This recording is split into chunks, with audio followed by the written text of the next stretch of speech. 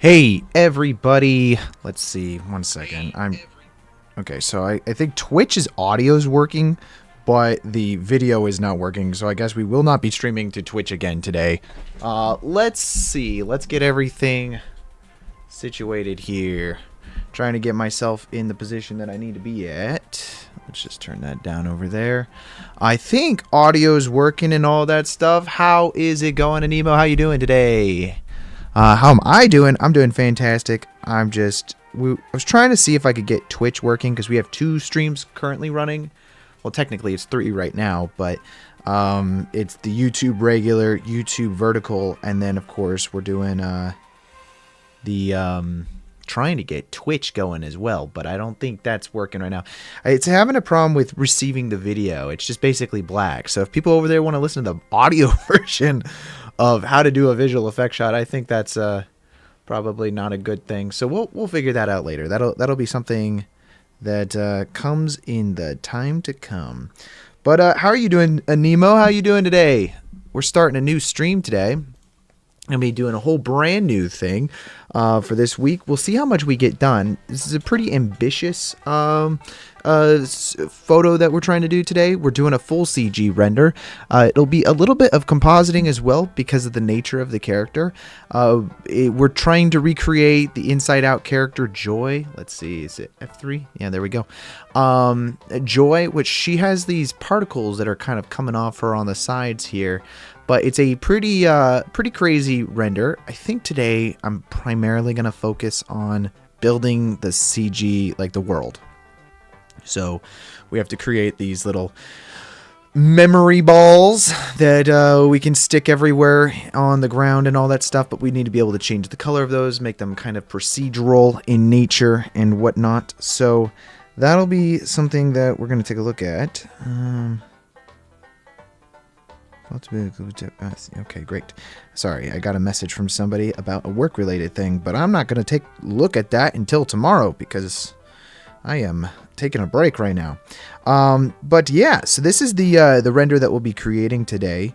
And let me just stick up the comments right here on my phone so that way I can see you guys. If you guys ask any questions or anything as we're going, you get to go. You get to go? Oh, you got to go? Well, it was nice seeing you in the stream. But hope to see you come back soon. And we're going to just jump on into this environment that we're creating and get going. So if you do get a chance to drop back in, it'd be nice to see you, Nemo. But thanks for dropping in and all that. You'll watch this later for sure. Oh, awesome. Awesome. That's always great. It's always great. But yeah, without a further ado, let's jump on into the stream here. We've got to create our 3D environment. I'm just going to keep the image up over here as we're working on stuff. I think for the sake of this, let's just go ahead and start out with like a fresh new kind of blank canvas that we can work with. Since we're going to be building this more in 3D and then being able to situate our camera however we want. We can always add in a camera, which is usually pretty useful for, just setting up the orientation of how we want everything. Bye, Nemo. Thanks for dropping in. So if we just drop our camera here and then we can go ahead and add in a background image, we can display our reference photo that we have. And we can kind of use this as like our guide moving forward with how we're doing everything. So let's see, where do I got everything? Let's go to streams, today's date, our reference photo, and we'll just load that guy in there. Instead of using stretch, I'm going to use fit, and I think put that on front. I think actually it is a 1920 by 1080 kind of render. So that'll be good. I'm going to say window, new window. Let's just drop that over here, go to camera view. And we can leave this at like a lower opacity, but we're just going to use this as our reference over here. Let's go ahead and zoom that up as well. The other thing I like to do inside of my camera settings over here is under viewport display, just increasing the pass-through to be completely black, so that way we are only seeing what we are working on. But this will give us an idea to help build the environment. Usually you would do this with concept art, or like if you're trying to recreate any kind of like scene like that. I find concept art is really useful. Let's do some stuffs though. So we've got our kind of landscape here.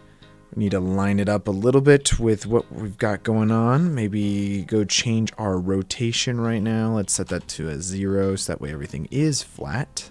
And kind of find that horizon line that we're wanting on our camera. Because right now, our background image, I think it's lining up decently well. We've got, you know, our ground plane there.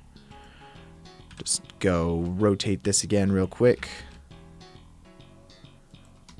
And that'll give us kind of like everything. As we scale this out now, it should be fine. It's also important what lens we're using. This is using a 50, but let's just try something like a 42.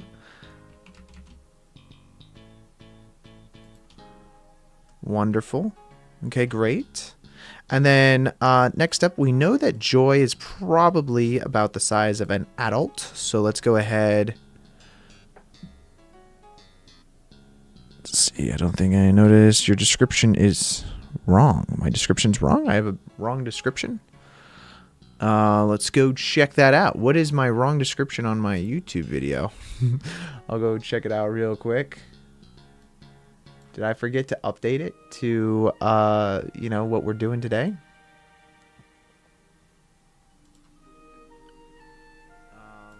I'm probably going to hear an echo for a second there. Sorry about that, guys. Oh, yes. It's telling me I'm creating a realistic floor.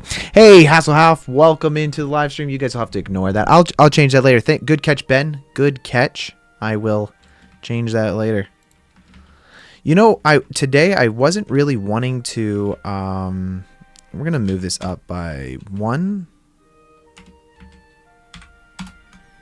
There we go. So that should be sitting directly on top of our plane that we have there. In meters, I mean, I like to use this as like a, I like to use this as kind of like a way of which we can, you know, orientate our size of our person.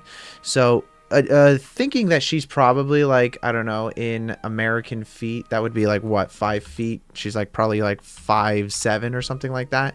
She should be 1.7 meters or so is kind of what we've got here. And right now she is exactly 1 meter. So let's go ahead and scale this guy up by 0.7. So can I do plus 0.7? Is that possible? Scale 1.7. I think that's the best way to do it. But let's do it by our world origin. That way it scales directly up. So scale 1.7.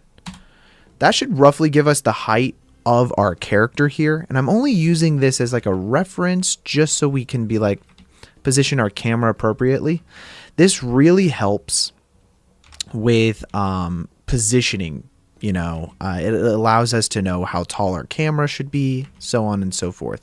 So if I, you know, move our camera down now, we got our cube over here, and we're kind of lining it up with where the person is, and that gives us the ability to do that. Let's see. Okaisido, hey there. Will you be doing the character as well? Yes, I will, Hasselhoff. I just saw your guys' chat over on the vertical stream. I'll try to keep an eye over here on the vertical stuff as well as the regular stream. Though it's, you know, it is over on the screen. So, and Okaisido, welcome in. YouTube so far so good. Awesome. Thank you so much, Okaisido. Yeah, the Twitch stuff. I noticed that the Twitch is not really working. So I got to figure that out. Slowly but surely. You think the radius of the cube is 1 meter and the diameter is 2 meters? So now the character is 3.4. Oh, is that true?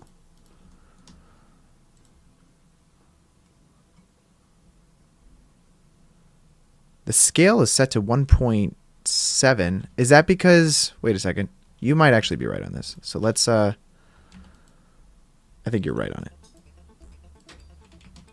Let's add in... Here's an easy way of doing it. We'll add in a plane. We'll extrude it by the z-axis, 1.7. There you go.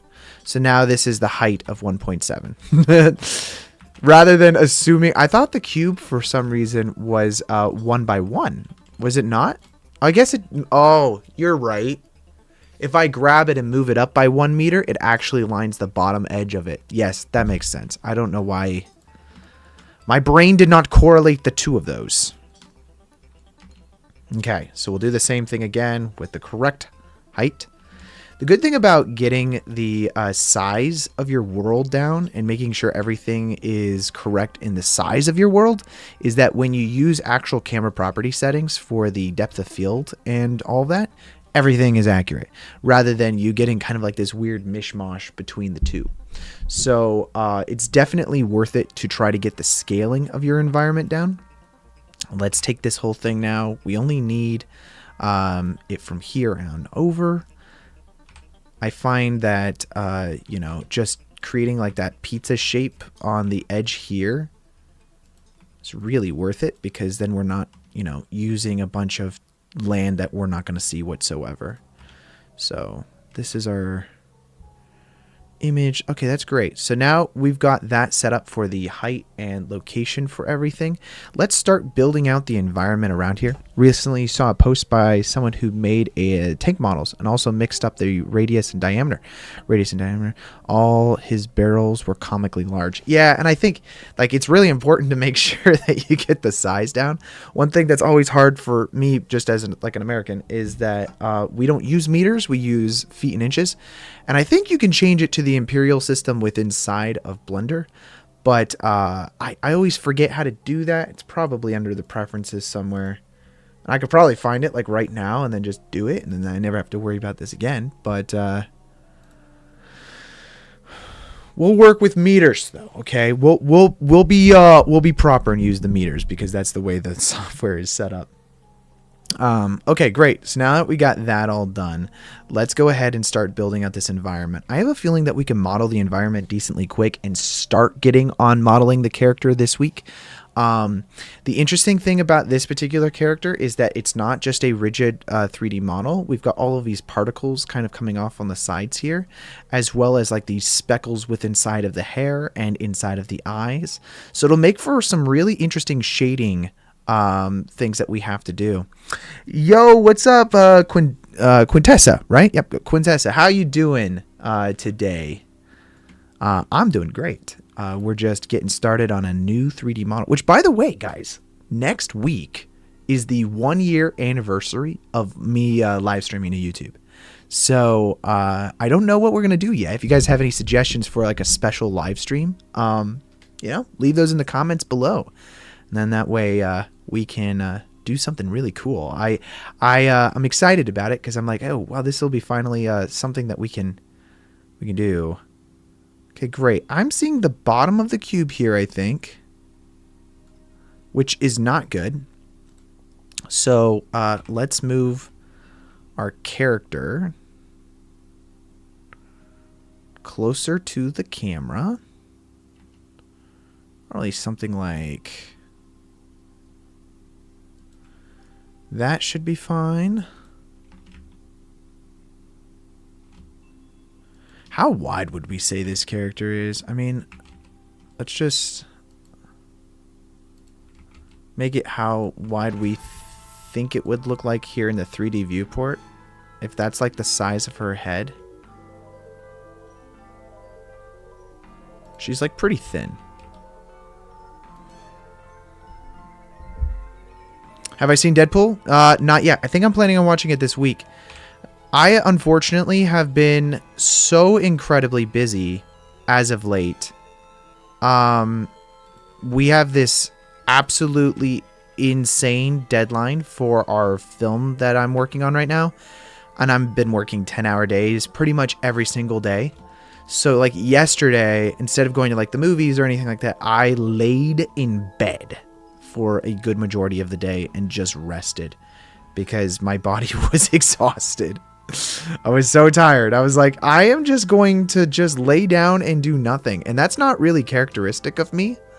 I'm the kind of guy that likes to get out and go do stuff on my free time. But I just could not, guys. I could not.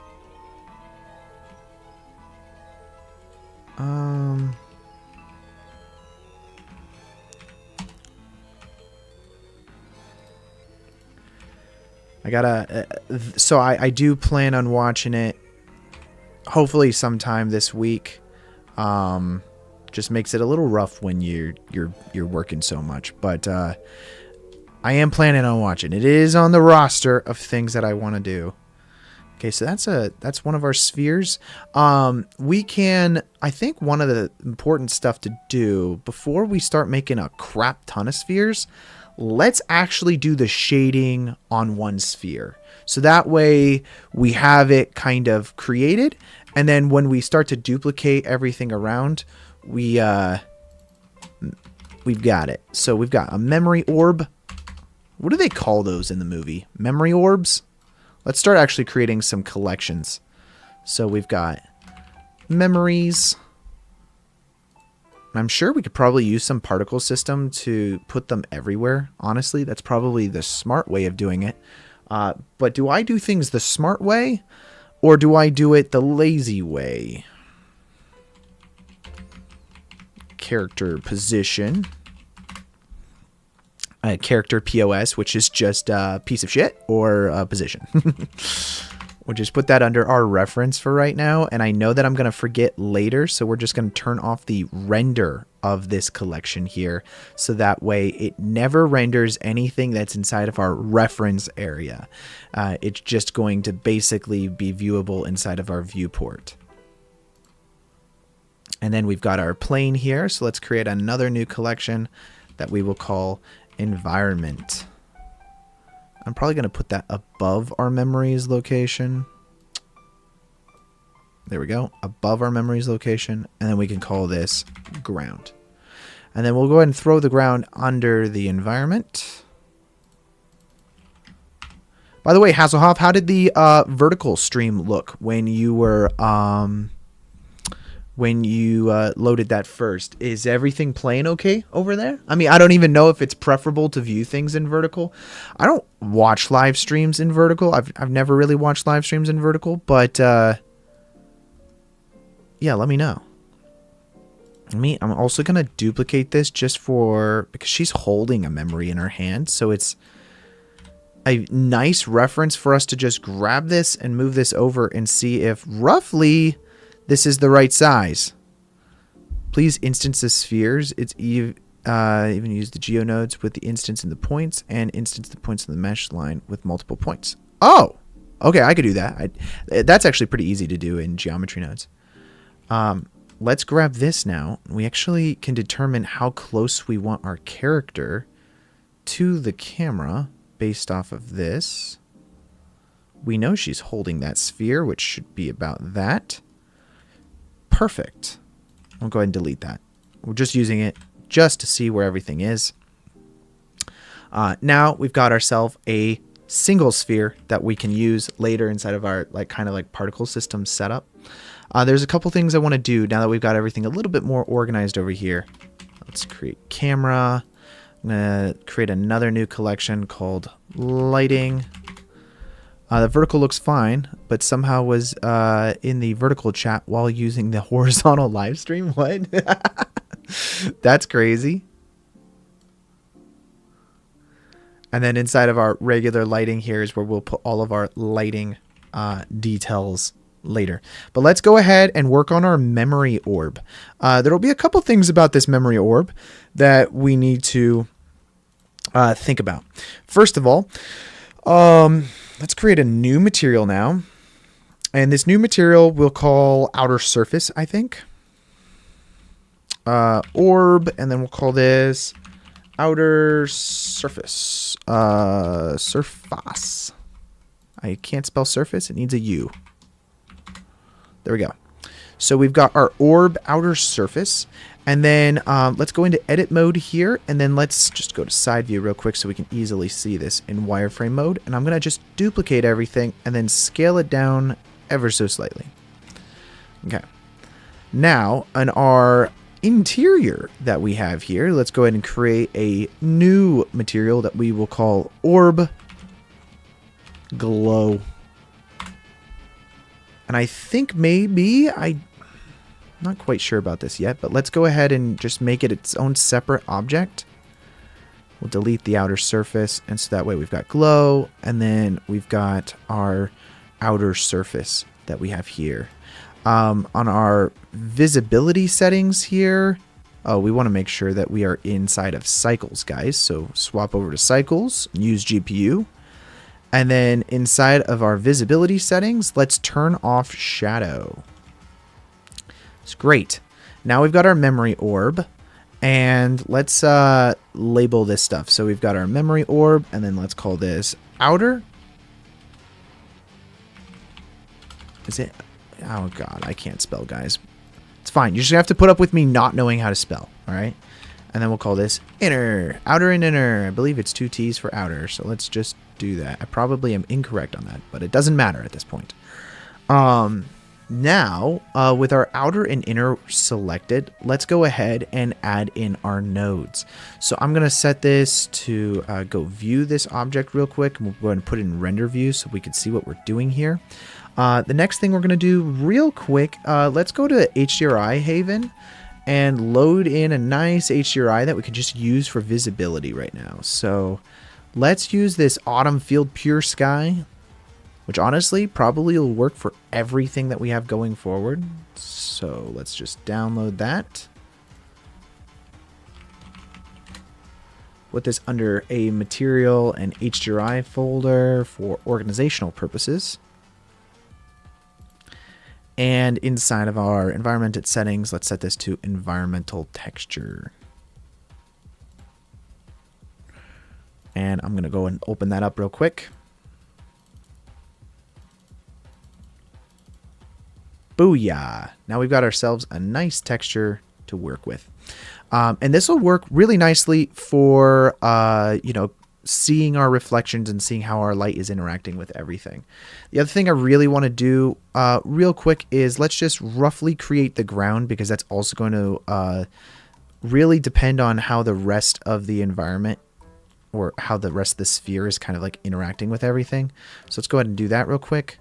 And then if I select this guy, let's go ahead and add a subdivide surface.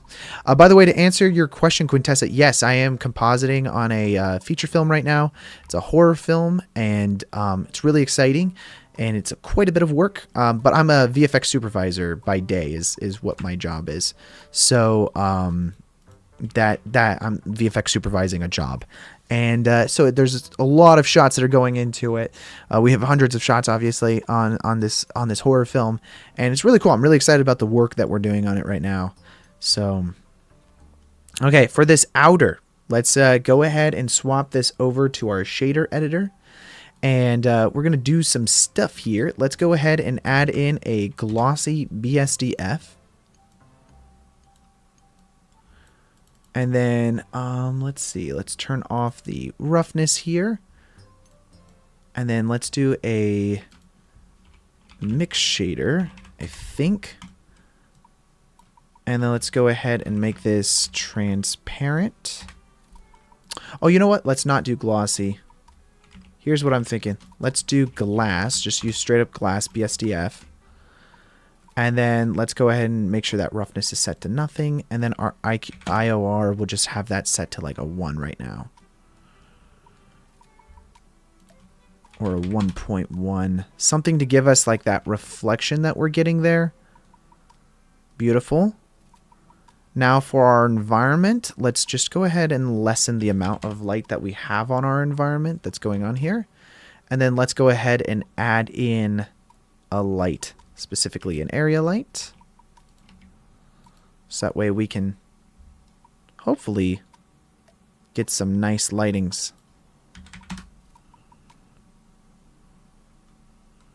Grab this area light, and then we'll go ahead and scale that down on our individual ordinate.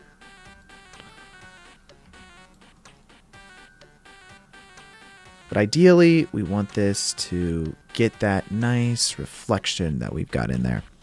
Hey, how's it going, Rakesh?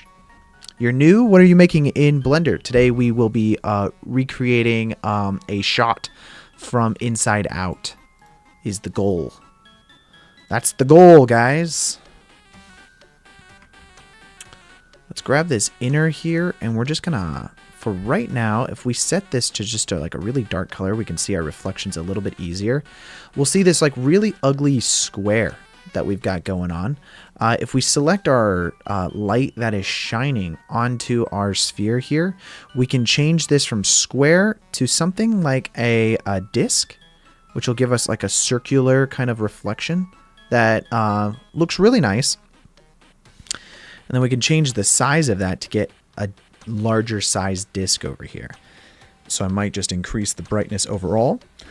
And that's going to work really nicely for our sphere just to get us started. I almost want to search. Let's just see. Let's go over here to inside out memory balls.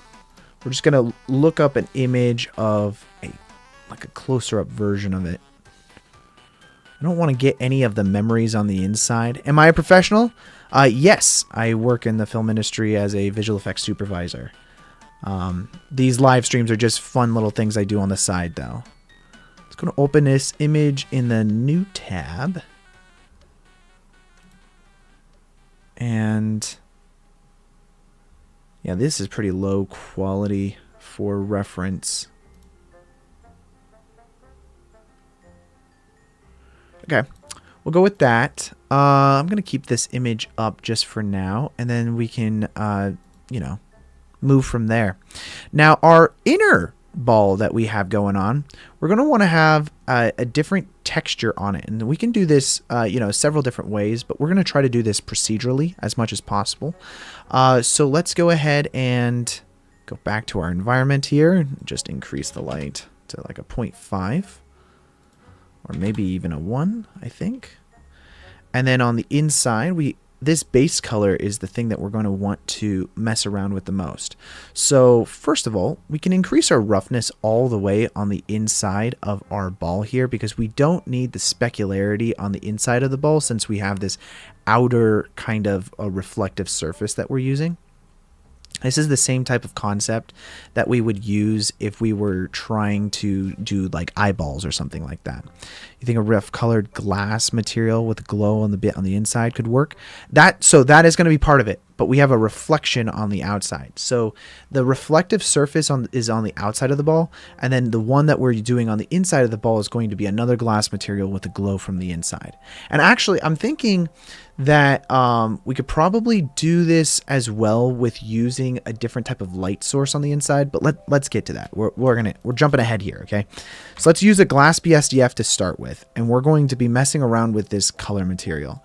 And then we want the roughness on this one to be a little bit higher, since this is going to be the interior of our glass ball. And then we can also have this IQR, which is actually changing the amount of the refraction on the inside of this sphere. So this is something that we can mess around with in the future. This normals right here is something that we're going to also want to adjust. So let's go ahead and add in some kind of noise texture. I'm thinking, if we go view this real quick, I'm thinking something that allows us to be able to control the amount of displacement on the normal would be nice. So if we do that and then just add in a color ramp on top of it, this will allow us to create more of a crunchy kind of effect. So let's go ahead and do that a little bit here. Something like that should work. Let's plug this into the normal map, which actually we'll have to convert this to a bump first. And then that'll give us, let's just disable the outer view so we can kind of see what's going on here. That'll give us a little bit of control over the amount of bumps that we want to have here throughout the sphere. Am I real? Yes. Can you name a movie I want to watch? Let's see. What do you want to watch? I think I'm real. I don't know. Maybe I'm not. This could be a simulation.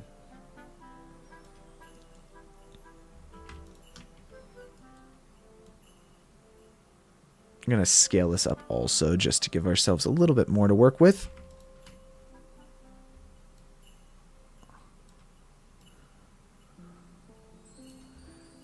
Something like my movie. Oh, can I name the movie? Oh, sorry. I just briefly read that really quick. My bad. Hey man, can I be your moderator? You see my message? I do see your message over there in the vertical stream. You'd have to talk to Ben. Ben's in charge of the moderators. The movie that I'm working on is called The Necklace. Plug the color into the height. I could try that.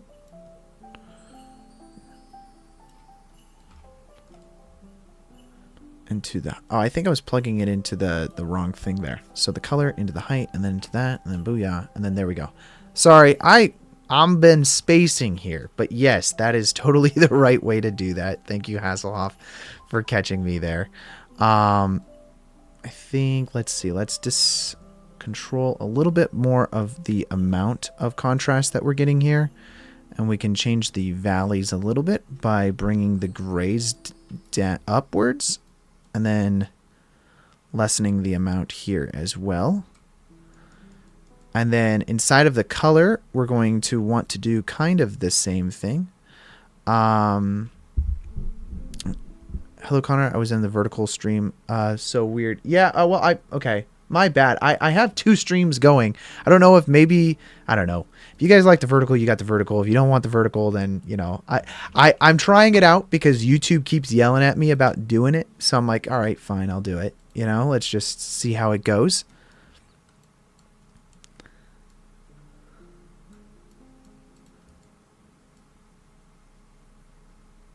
I'm going to try to now create some kind of like color variation inside of our sphere here, so that way we can have like kind of like this glow of multiple colors that is coming out.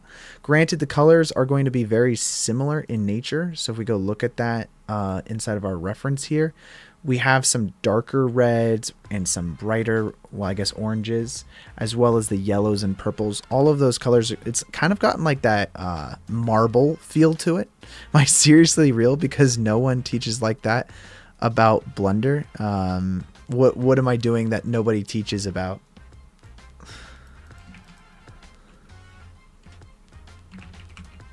We're going to use an RGB node at this point to kind of get the color that we want. I'm thinking this first one, obviously, that we're doing on the ground is going to have that purplish color. So let's go for that. Let's try to make a purple. And then let's use a mix color node. And we're going to plug this into the A, and then our FAC here into the factor. And that's already going to give us some different variations of our RGB. But we can also use a RGB curves. And plug this over here into the color as well. And let's take this and then plug it into the B input. And now if we just have this slightly darker, we can get some different variations in our sphere. Thinking about changing the scale here to something a little bit larger. You should teach in school or college teaching about Blender. You are a teacher. I do actually have a college degree in teaching. I got that. I didn't go to film school or a graphics school to be a graphic designer. I went to school to be an educator, and it's because I do film, or I wanted to be I want to be a director. So my goal was always that. And so learning how to teach people different concepts of what you want, I think is extremely important. And knowing how to communicate your ideas is equally as important as learning how to do the stuff. I think it's harder to teach someone how to teach than it is to teach someone how to do something. In fact, I would say actually, because I had a computer science degree, that it's easier to teach someone how to code than it is to teach someone how to do math. So a lot of the times companies that are looking for computer science people, they would teach them how to they would hire only mathematicians, and then they would teach them how to code rather than teaching or hiring people that were computer science people and then trying to teach them how to do math. Because if you can't do math with a fundamental, then you can't do, the other bit. And I think that's kind of true in a lot of things. I think it's like learning core abilities is a lot better than learning otherwise. Okay, great. So that gives us that one shade. I'm thinking we can just duplicate our work here. So let's just go ahead and duplicate this other noise texture all the way up here. And then we can change the offset now to, or not offset, sorry. We can change, let's add a map. I think that's actually what we need to do here. So let's change the rotation here to something like that. And then we'll increase the black a little bit and remove the little bit of the white. This is going to give us another matte that we can use on top of this other matte that we have. So we've got this guy, and now we've got this guy. And we're going to do the same thing that we had with the RGB curves here. Let's grab that. We're going to actually take it out of our other RGB curve that we have here. So it's an equally distanced, darker value that we can then mix into a different location. So we've got this mix node here. We'll put that into the A input, and then with the B input, we'll take it from this other RGB curve, and then take this color value and plug that into the factor. And then now we've got a little bit more variation inside of our image, and we can make it even more so if we want by having it even a little bit darker.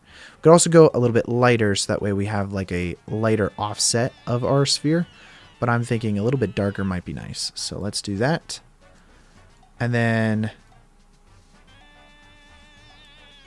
you know, add a little more contrast to some specific parts. With object info, random color wraps to constant, you can make one master material, and every instance of sphere you have a random color. Oh, that actually might be interesting concept. Yeah, let's try that actually. So we'll do object info, and then we do have random here. He says random and then color ramp set to constant. Color ramp set to constant. So that's going to give me a black value. Oh, set to constant. You can make the one master material. Every instance sphere will have a random color. So does that mean if I duplicate this guy, will it's still just black? I always wondered how the random thing worked because I've never been able to super successfully do that. I do know that we can just, you know, make ourselves... I'll take a look at that in a moment as off. Also, in the color ramp, you can make multiple stops with multiple colors. Oh. So black, this would in turn actually be whatever this purplish value is. Add another stop. This could be a red. Add another stop. This could be a green. Add another stop. This could be like a cyan or whatever. Yellow. Add a couple over here as well, I suppose. Actually, I don't want that to be white, but let's do that.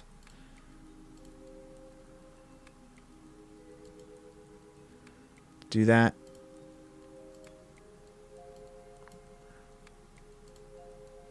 Technically, I'm doing this incorrect because there's only like, what, 4 emotions, and each of them are supposed to be the color of like what they're doing.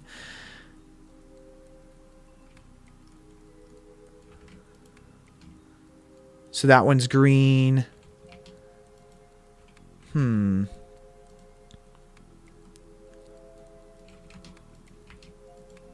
Ah! There we go. Yeah, that works. Okay, great. And then what are the emotions again? It's red. Okay, let's redo this, guys, with the idea that now we know what we're doing. So Joy is what? Yellow? She's like a yellow. And then we'll add another one in there. And then we've got anger, which is red. We'll add another one in there, which is fear, which is purple. Let's add another one in. Let's add another one in there called, well, the new film has anxiety, so we'll do anxiety. Well, instead of anxiety, we'll just do straight up blue. us a nice blue, something like that. So we have this, which could be a little more yellow, I suppose. So wait, you got... What are all the 4 people? You've got joy, which is yellow. Fear. Sadness. Anger. Am I missing anyone? I feel like I'm missing someone. Inside out characters. Oh, I've got disgust. I forgot about disgust.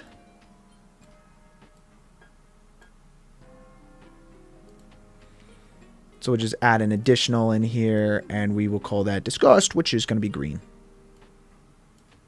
I have a feeling it matters how equally spread out these guys are, so let's do that. Yeah, it is green. I completely forgot. So now if we duplicate these guys, blue's getting a lot of love right now. Fear's getting a lot of love. Do we ever get yellow? I want me some yellow. Why is blue getting so much love? We don't want that much sadness in our life, all right? You know? I think it probably has to do with the area in which the stuff is. So let's do it this way. There we go. So boom, boom, boom. Getting less yellow again. Come on, guys. She doesn't have that much joy in her life, man. Let's try to maximize our joy. Less disgust, a little more sadness because, you know, she's a kid. She can be sad. She didn't get her candy.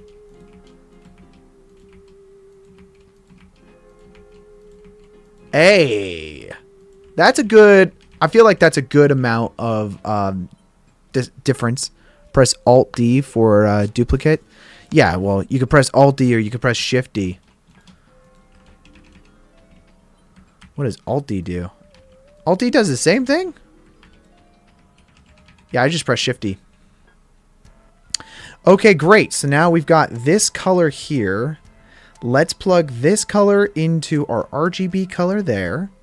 And then we plug this color into... Where else are we using this? Into the A input? Yeah, so we'll plug that into the A input. So now we could delete that guy. So now we've got our random colors that it's generating. So this is our procedural orb glow that we're using with the random color values. And let's see. So just to keep this a little bit organized. So now if we go view our mix shader, that's going to give us our yellow look. I'm thinking that this one should be a little bit higher up. Yeah, that's a little bit better. Then let's turn on our visibility of our outer glow again. So all of this is just using our mix shaders. We're actually going to want this to be plugged into our glass. So we'll plug that over here into the color glass. And then that's going to give us that. Now that looks terrible. So we're going to fix it. Our bump is a little strong. So let's use a math node. And we're going to multiply on the math node by 0.1 or something like that. And now if we go view our glass BSDF, it should be a little bit less. It's pretty good. Next up, let's use an emission. And we're also going to take the color values that we have here from our globe. And then we're going to mix our shaders.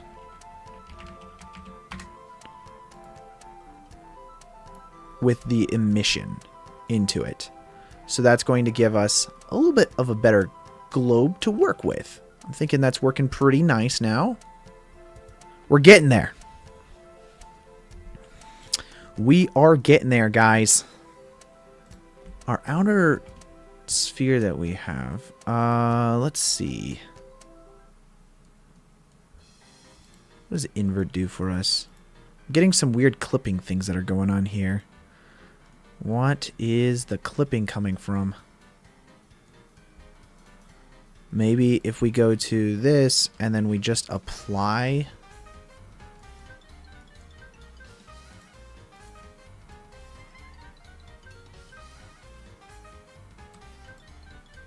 If we take this and just plug it directly into the height? No. Okay, so this is coming from...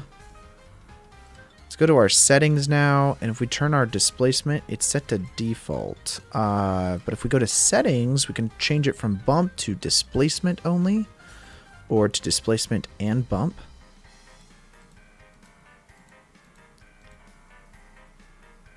I'm not a fan. We might be able to just get rid of the displacement completely. Yeah, that wasn't really doing us much good there, was it?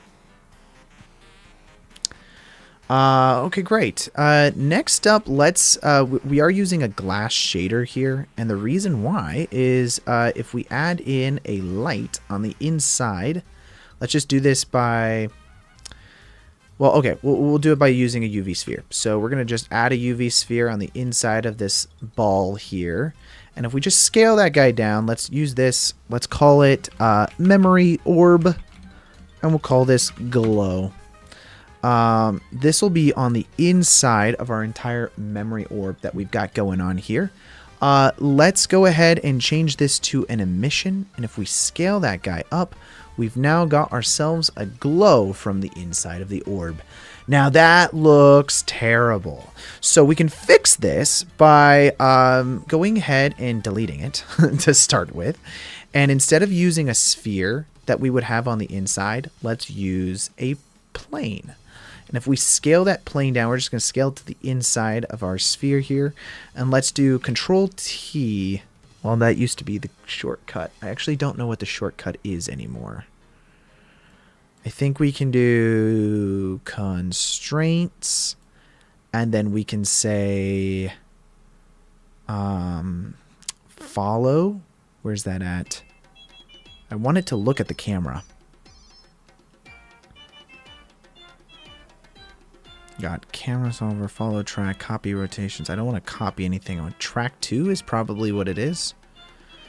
Track 2 the camera, please. And then now it's going to be viewing directly into the orientation of the camera. Perfect. So now we've got ourselves a plane on the inside here. And we want to actually change this to memory orb glow. So now we've got ourselves a plane that's just glowing on the inside. Let's go ahead and save that. And you like my contai? Contai? I'm not quite sure what that is. My contact? But let's go grab some assets. Let's go open up our browser here. I'm going to, if you guys scroll down inside of my video, you'll see a link to Action VFX's website. And I'm just going to log in real quick off screen. I've got some assets already purchased. You guys can use whatever assets you want. But I'm going to use something that's probably like this energy ball effect here. If we use an energy ball, we can have like a very specific looking glow rather than using something that it just feels very rigid, because things that are super rigid feel CG. So I think I'm going to use this energy ball 10 effect here. So I'm just going to go ahead and download that to our computer. So we've got our materials. I'm going to hit new folder, and then let's add assets. Go ahead and save that into our assets folder. The content of the video. Oh, thank you so much. I really wanted to do this. I watched Inside Out this last week, and I really enjoyed it. Well, actually, I technically watched it last weekend. I watched it right after I live streamed. So now we've got ourselves our plane on the inside, and we're just using this emission at a strength that we set. We can change the strength to whatever we want, but I do think we should import an image texture now. And if we load in our asset that we created, so materials, assets, energy ball, and let's say we're going to set the frames here to, I don't even know what the frames are, but let's do that. Go view this real quick, and let's hide that real quick, and then use this offset here so way we can see our energy ball that we have. It's kind of warped a little weird. We can fix that. change the value here, and we'll set this to a smaller value.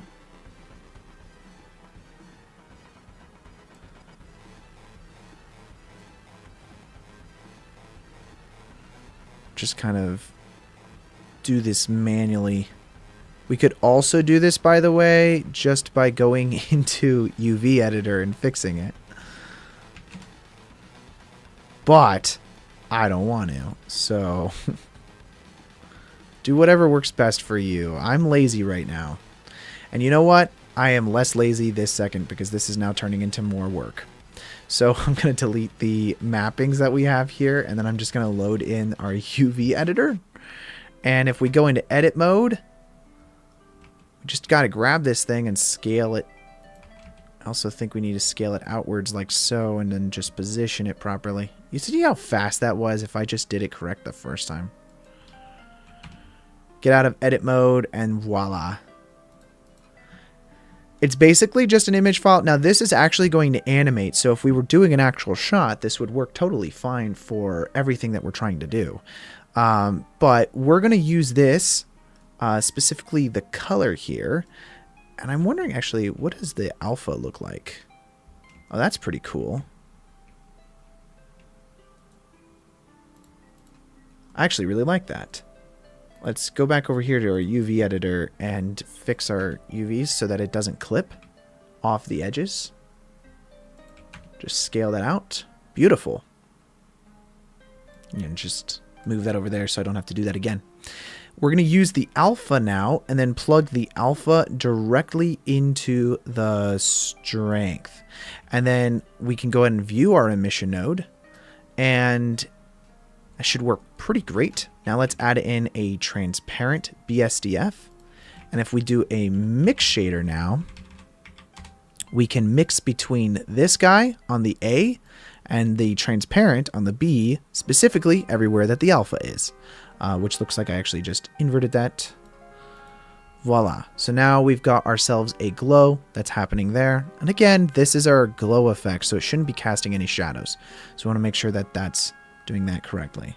So we have our emission and our strength that's happening now, into the strength now. So if we use a math node, we can actually put that before this and then multiply it by a number, and we can increase the amount of emission just by this slider here, basically. And it's all based off of our video. Now, this is using the color of this guy right here. We can control what type of emission color by adjusting this, but I don't think we need to quite yet. Just call that memory orb glow. So now if we do the inner and we turn that on, we will now have ourselves a glow on the inside that we can control the amount of our strength here. And that's going to give it a little bit more of a that effect from the inside of like a memory on the inside of the orb that we're using. Great, guys. I think that's already doing us a little bit better. Let's go ahead and use a value here. Let's just set this to 1 and then plug that into the scale. I might want this to be a little bit larger. That's rough. I hate that you can't scale it up directly. Let's see, the globe. Can I not? Oh, I can scale this up. So I might do that. Perfect. There we go, guys. That's our first orb that we created. And obviously we're going to use a particle system to basically emit a bunch of these all around the environment. Let's enable our outer now. And our outer effect, I might want to make this a little shinier. How's that look for a memory, a single memory? I think that looks, I'm pretty happy with how that looks. Now using like a particle system, we can throw this all over our entire scene in the different areas. One of the important things with a lot of this is getting that kind of elliptical look on your image. I think one thing that kind of hurts this is how hard the edges are. That looks very CG. And a nice little cool trick you can do is with your area light, you can select use nodes. And then into the strength, I think it's the strength. It might be the strength. We can throw in a gradient texture. Let's just view this to see what we're doing here. With our gradient texture, we can throw a color ramp onto this. And we can create more of an effect between the outer edge and the inside. Actually, I always forget how to do this. So I just to view this, we can always just add in a plane. And then do the same thing here. Let's do a gradient texture. Oh, and I have to swap it to radial, I think. Or no, spherical. And I don't know why it's putting it on the corner there, but we can use our object plugged into vector, and so that way it centers it. That's right. So we're going to do the same thing with our light here. Let's change that to spherical. And if we scroll in to see our effect that we have, let's go ahead and view that real quick. It's now blurring it out quite a bit. And of course, we'll use object plugged into vector. And then we can control the amount of the fall off through a color ramp. And obviously, if we want it to be more white in certain areas, we just increase the contrast of the white. And that's going to make it quite a bit smaller, but it's going to give us more of a realistic effect onto our image there. And then obviously, we take this whole thing and we plug this guy into the strength, I believe. And then that gets viewed there. The only thing is our strength was set to a decently high number of like 23. So let's use a math node and multiply the value that we get by 23 from this top value color into the color of our emission. And this will increase the amount that this light is blasting onto everything else. So that is going into the surface, and then we can now view our emission that is coming from there. I think I may be doing something wrong here, because it's actually not doing anything anymore.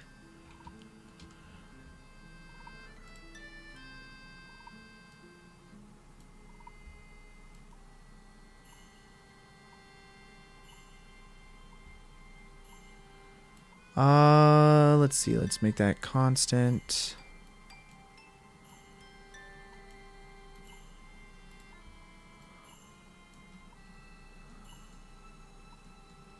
I might be doing something wrong here, guys. Let's figure this out. So that's using a negative number. It's actually negatively affecting everything. That seems to be correct. Oh, strength right here needs to be lessened, I think. Set that to a 1.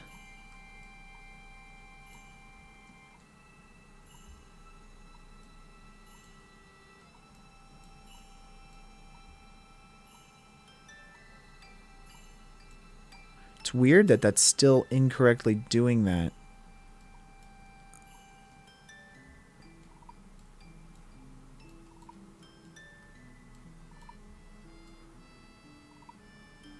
Wondering what I'm doing wrong.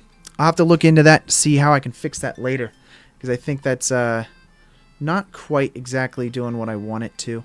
The other thing I think might be interesting is on this outer surface that we have here. Let's just go look at... I don't really have it, but I kind of want it. I want them to feel more like they're glowing on the outer contoured edges of the sphere. So if we add in a Fresnel effect, Fresnel will basically take whatever the outer is from your camera's position and create a matte out of it. So we can use this to basically lighten the edges of our surface. So if we go view our glass real quick, we can add in a effect where we are basically lighting up everything else around it. It looks good now. Just need 4 stars inside and it becomes a Dragon Ball. True. You can just change our inner glow effect that we have here to whatever you guys want. So it's like you can use this for whatever type of effect that you're really looking for. For this Fresnel though, let's use an emission here. We're going to use an emission. We're going to put that over here. We'll use a mix shader node, and let's mix between that and the emission using the Fresnel effect as our FAC. If we go ahead and view that now, it's going to kind of like lift all of the edges around on this sphere to give it a little bit of a brighter effect that's going on. Let's use like a... Let's just use a 1, and then with our Fresnel effect, we're going to want to use a color ramp, I think. And then everywhere that was like pure white, let's make it a little bit grayer, so that way it's actually not completely using that emission. It's just basically lifting the values a little bit on the outside. And that gives us like a really nice memory ball, guys, that we can now duplicate throughout our entire scene. So I'm going to save that, and let's start working on the rest of the environment. This is all located inside of our memories. This is like a memories prefab that we can potentially use in our Geo Nodes later. So it's not one specific object, though I think that we could probably join all of this stuff together and not have a problem. Right now, for sake of keeping things organized, we'll probably not do that. So that's where that ball lives. And let's go ahead and now create the rest of the environment. So we have all of these shelves. This is all really basic geometry. This isn't anything crazy. So I don't think it'll take us too long to build the entire environment. And maybe we'll start getting to do some of the modeling of the character today as well.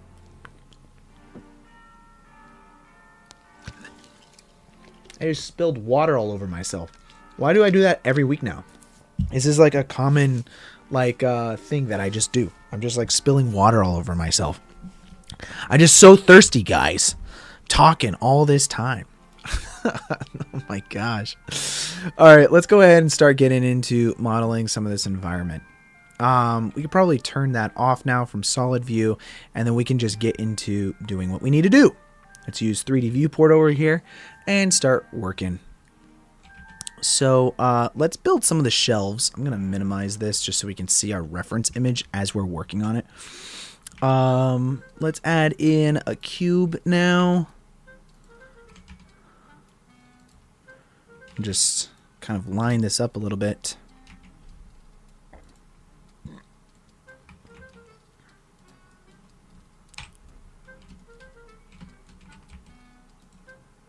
Okay, great. Probably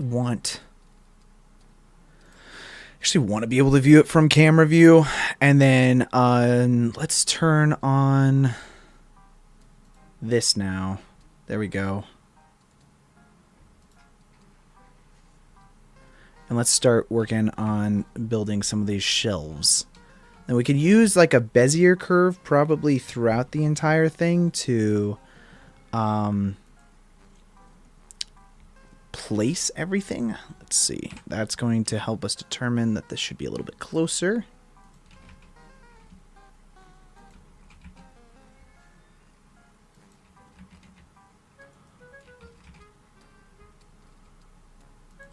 This isn't going to completely line up because this image actually has a distortion on it because they already finished compositing it.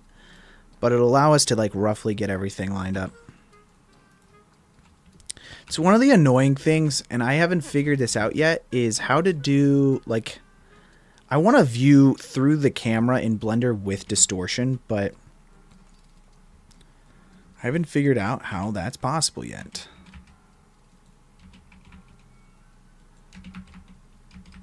There we go. The y-axis. Let's see. Let's make one bookshelf here that we can duplicate down. So let's do this one right here. Go to top view and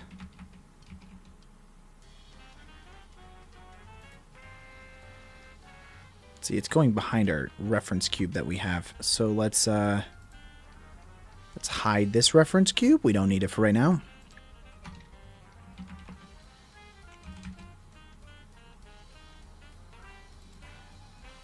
Something like that should be fine. So that way if we duplicated it, it doesn't really line up yet. Perfect. That's one shelf down, guys. Not really. Let's join these areas together and select everything and just bevel it. That's not working. You only really need these two edges beveled, so we'll do that. Oh, I kind of need to take everything and apply all transforms. Oh, no, wait a second. I just screwed that up. Let's apply specifically the scale. There we go.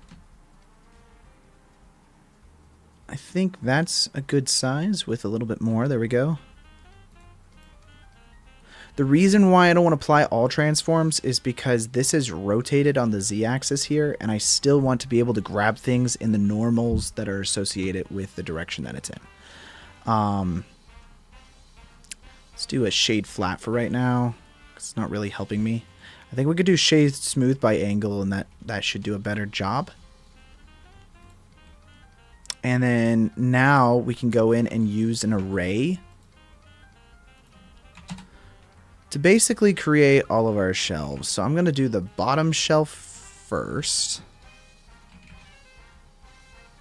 The one that's basically ground level.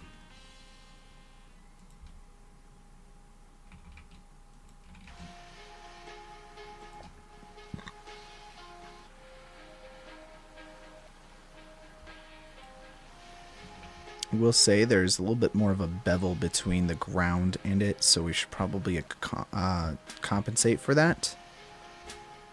And then this is an easy way of testing our theory here. We have to basically have the shelf fit the memory ball with inside of it. So let's do that. Go and delete that for right now. And now we just duplicate that upwards. We're going to create all of our shelves. Now, how many shelves? Well, that's a good question. If we add another array in here and we use the negative value here to basically line this up down our walkway, we're going to want this, I don't know, a couple times. So let's just do that. And if we go to our first array that we're doing and increase the amount of shelves, we want it to go off camera on that far one.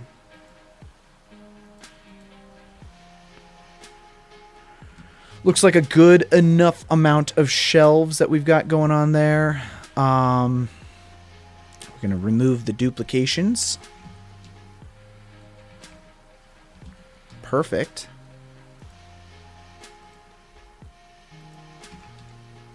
And if we add in, I think this is decently simple to do. If we add in just a plane and delete all but one vertice,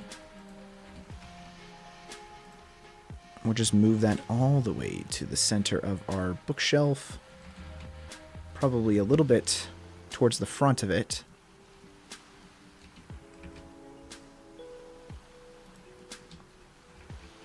That's on the ground. And now if we just extrude that outwards, I'm going to copy the orientation or the rotation of the z-axis on this shelf, so that way this line is kind of following that. Perfect. So now it's like all of the spheres will be lined up along that. This is going to be our probably instance orbs. Call that instance orbs. And we're going to put this under the, not environment, let's see, so this is shelves. Let's create a new collection, and this new collection is going to be called instances. And we can take our instance orbs and throw that under there, and then our shelves are going to go under our environment. Just going to kind of minimize some of this to keep it a little bit more organized as we're moving forward here. And inside of this guy, it's just 2 points basically. And let's see, let's go to geometry nodes. Geometry nodes, guys. We all love geometry nodes. I mean, I don't know anything about geometry nodes, so this will be fun. But we're going to create new geometry nodes, and then let's say points or points of curve, curve 2 points. Let's see, mesh 2 points. So then we've got our mesh 2 points, and it's got 2 different points that it did. Cool. So then we can do subdivide surface. Now it's got 3 points. So if we increase the amount of our subdivision of our surface here, it'll give us more points along that edge. Now we've got all of these vertices here. So it says mesh to points. Now we could say points to mesh, right? Or instance mesh. Basically, I need to spawn something along each one of these points. Add instance. I don't know if is it realize instance? No, that's the geometry. Geometry. Basically need, so points. Distribute points in volume, distribute points on faces, points, points to curve, points to volume, mesh, topology, UV, operations. Basically what I'm trying to do is say everywhere there's a point, this mesh. Instances to points, instance on points. I think that might be it. So you feed points into it, and then you've got your instance. And this can be collection. So this is a collection instances, and you feed this into the instances, right? Now I can feed in memories. Separate children, reset children, relative. Great. So it did it. It did it, but like in the wrong location. It did it because it did it all the way down there. We could just offset this.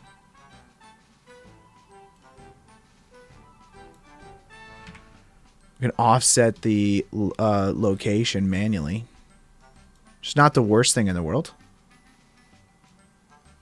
I'm sure there's a better way. Oh, wait, that's rotation.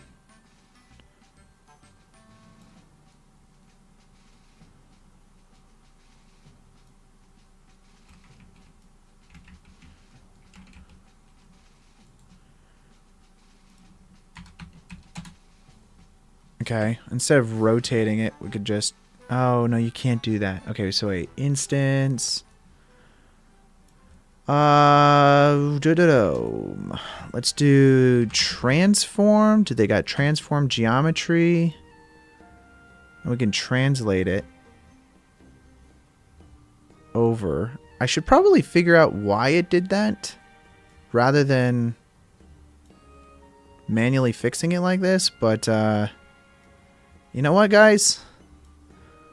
I'm sure one of you guys know, and you can just tell me what happened. 0.42. Just change the location of that really quick, and then we want it on the front of the shelf here, not the back of it. So let's do 0.8, 0.7, 0.6. Great. Now we've got 0.6. So from our camera view, got all of these memories that are now instanced toward the camera. Fantastic. So now here's the question. So we've got our instanced orb which is basically our just our line that we created here. We can actually just duplicate this line. We could just duplicate it, or we could use an array. And so let's just use this array, move this above the geometry nodes, and then change that to 0. We're going to just set this to maybe like a 1 on the Z, I think.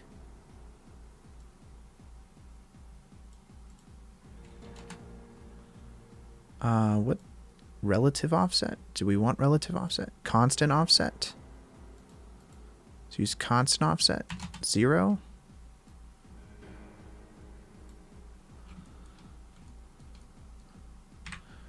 Just line this up with the shelf by 1. 0.34, I think. 0.335. 0.35. Wait, what? 0.33. Sure, that's good enough. Now I've got that. Now all we have to do is just actually increase this array number, and we have now spheres going all the way up our shelf. But because it's not perfectly lined up, we're going to have to fix it, because it's actually screwing up. No biggie. We do need it perfect, though. So this is, I guess, actually not perfectly lined up there. Which kind of makes sense that they're not. So let's go with that. So we have our instanced here. Let's grab our instance orbs, select the geometry node, so that way we can edit it. And we want the z-axis here to be like 0.4, I think. Oh, no, that's fine. Geometry node, select that guy. It's not our geometry node. It's 0.32.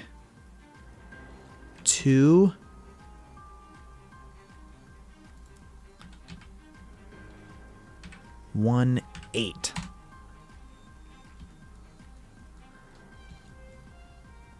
Beautiful, guys. Now we just instance one more here. Lovely. There's all of our spheres going all the way up. Let's go back over here to layout now. So we've got ourselves our sphere. Let's go ahead and save that. What does that look like in render view? Does it actually make all of them different colors? It does. Guys, we did it. Wow. Some simple Geo nodes, basically.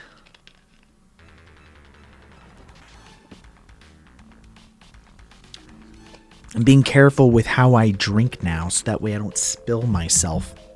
I'll spill all over myself. So just using that simple geometry node is going to give us like these, basically infinite amount of spheres that we could place everywhere. And we didn't have to manually do any of that work, which makes our life a billion times easier. Next up, we're probably going to want to do a little bit of work. Let's see. Let's grab the camera here. Let's turn off background.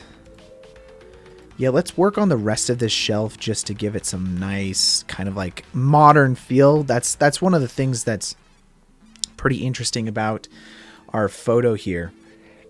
It's got this nice modern feel to the mesh.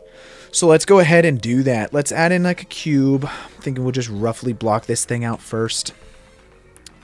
Let's do that. Scale it in. Just get that like flat edge here first. So let's grab that. Just grab the bottom of it.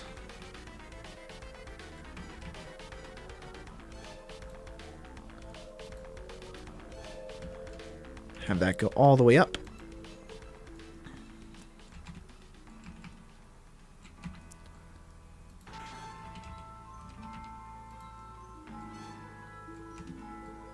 We do need to like rotate this on the z-axis to kind of match the shelves. So like, because the shelves are slightly rotated, we always need to match that as much as possible.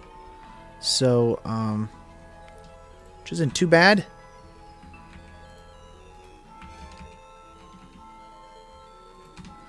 Just have it bulge out a little bit.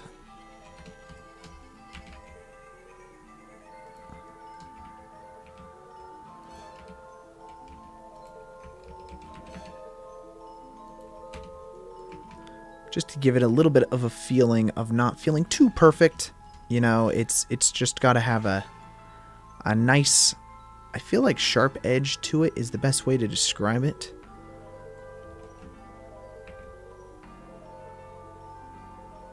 And yeah, I think that's probably a good distance right there. And then we will just, you know, make it a little bit thinner.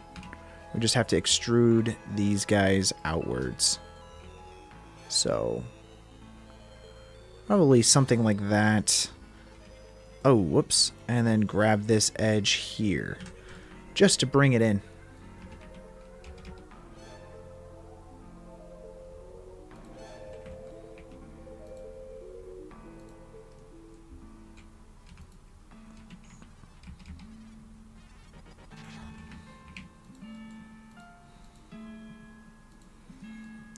Just trying to create a nice edge to it. Something like that should be fine.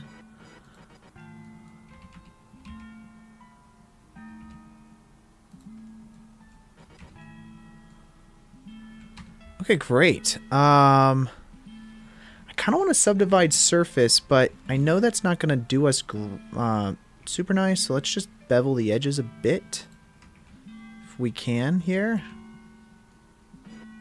That's pretty nice. I like that. Now, unfortunately, from this particular camera perspective, we can't see what the edge of that looks like. I think we can kind of infer that probably looks something like that.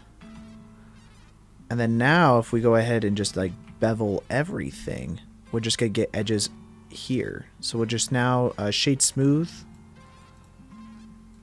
by angle. And that's going to get us pretty close with that.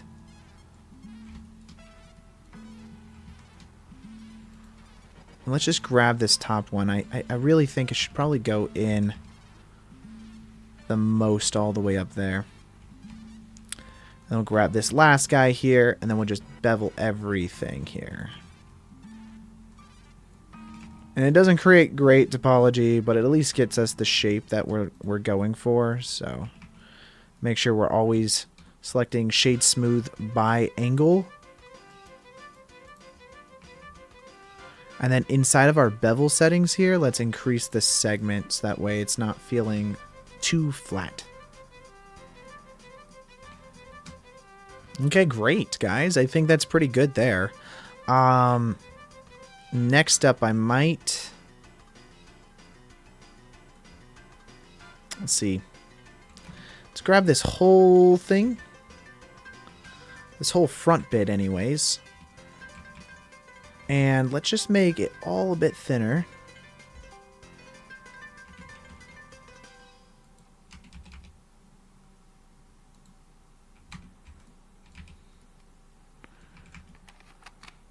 And yeah, that's all pretty good there. I like that. Let's actually mirror this, I think. And that's just going to be on the front. And now I just kind of need this to be mirrored around itself. So if we just like grab this whole thing, go to top view here real quick. Let's grab this here and say cursor to selected. And then let's duplicate this whole thing and then mirror around the x-axis here, immediately across from each other, and then join everything together. So now we've got both sides of that shelf there. And all we have to do is take this whole thing and we're just going to mirror it along the entirety of our shelf that we already built. So we've got our shelves and we just have to mirror it along the entirety of it. And let's see.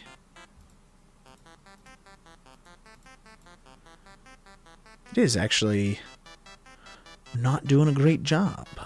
Is that because there's shelves here? Yeah, it's probably because of that. So we say cursor to selected, and then we'll go object, set origin to 3D cursor. There we go. And then now that's going to pop all the way to the other side. So now we've got like these pretty nice shelves that are being encased by this outside edge. Fantastic, guys. And we could do one of two things. We could, now that that's done, we've got this mirror that's happening here. We could just use like an array, and we could go -1, you know, and just keep going forward. I think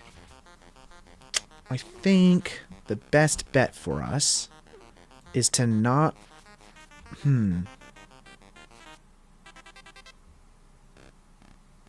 Trying to think, because usually I think it's best just to not mirror it, especially if you're trying to create an array function that's moving everything outwards.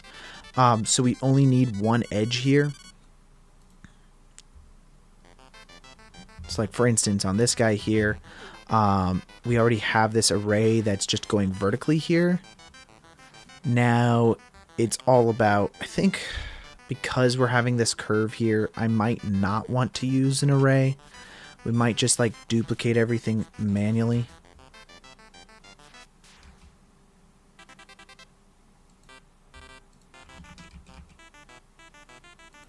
And then we'll just rotate it a little bit.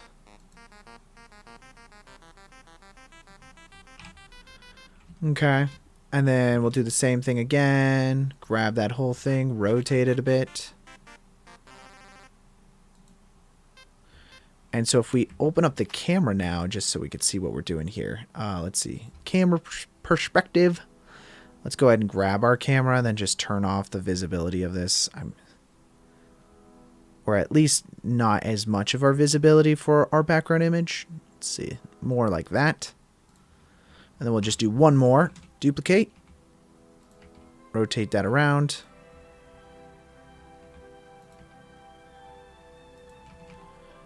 That's great. Okay, so that's all of our shelves that are going further and further away. Yo, finally a 3D artist following on live. Hey mate, just read chat after a few minutes so you can keep viewers engaged. Yeah, I'm sorry, your chat's just over there. But if you do join our vertical stream, that's where I check that chat a little more often because it's down here on my thing. But thank you so much, Mass Roof, for joining in the chat. Sorry, I missed your comment. I apologize. I need to figure that out.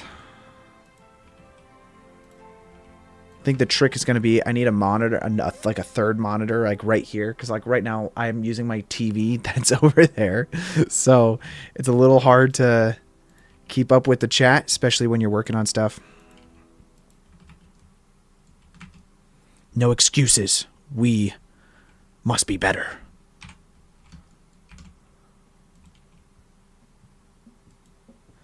Okay, so then this will be the last one on this edge, but since we're not using any arrays or anything like that, I can just go ahead and delete this half of it, and so that way it just encases it inwards. And let's go ahead and grab this guy over here, and then just duplicate and move him over. Fancy, guys. So we've got all of our shelves set up, at least for this one side here. Let's go ahead and select our orbs, and... kind of need to do the same thing. So let's just duplicate the, well, I guess we can't.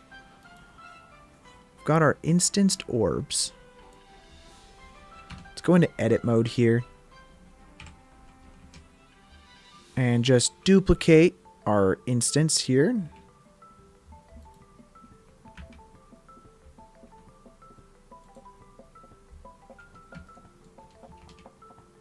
Finding it difficult to rotate this, though.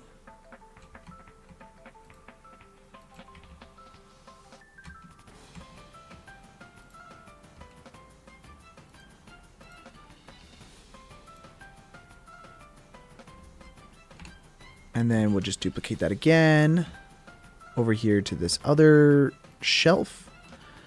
And then we just have to grab this one point and then move it over. And then again, duplicate that.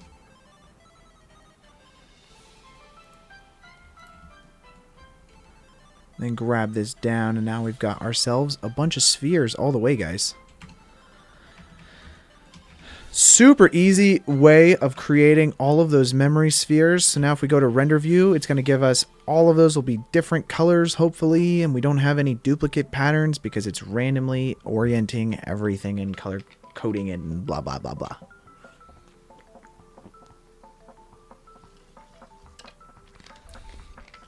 Great suggestion, by the way, Hasselhoff. Thank you for that suggestion.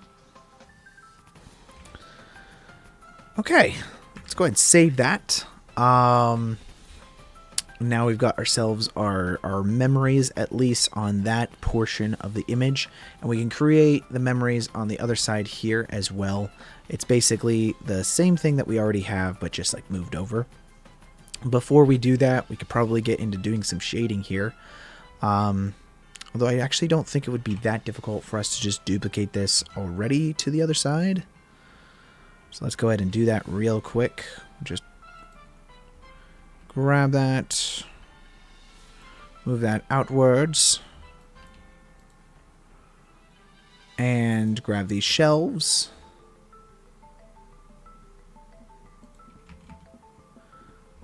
That's just one, and then now here's the second one, which we don't really see anyways.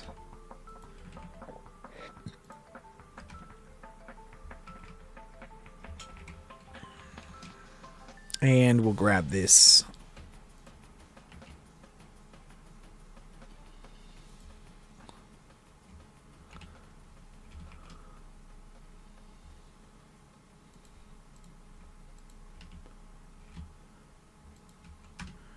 Certainly makes things a lot easier, honestly, to just instance all that stuff. And I think later, if you want it to, especially if you have some crashing scene with all of your memories falling or anything like that, you can instance all of these geometry spheres that we created and make them into something that is actual, like, physical object.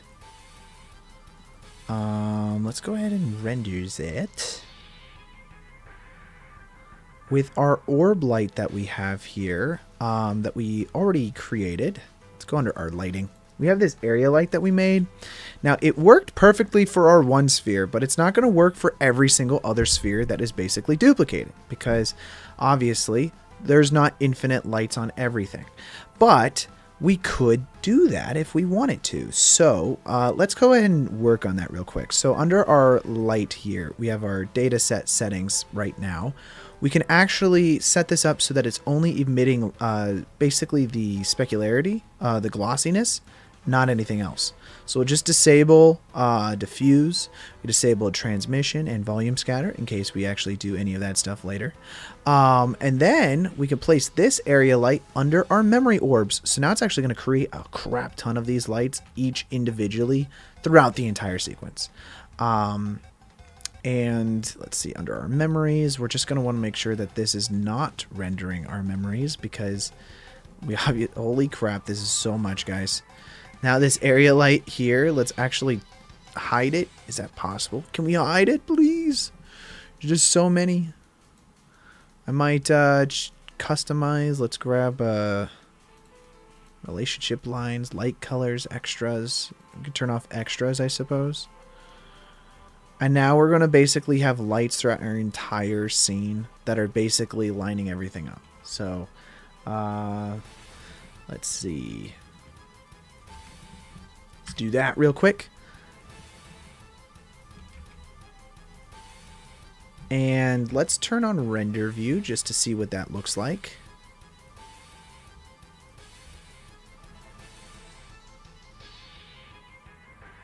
Not sure I'm a huge fan. I think I like this better anyways, honestly, without it instancing the area light throughout.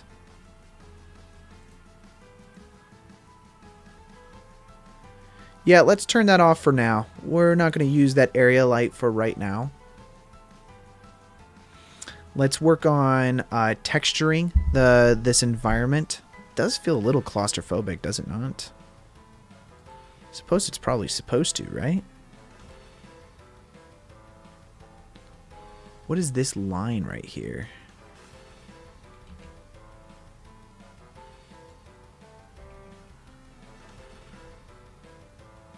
I don't know what that line is. Let's work on, let's do this. Pillar. What color is it supposed to be? I guess slight purplish dark gray.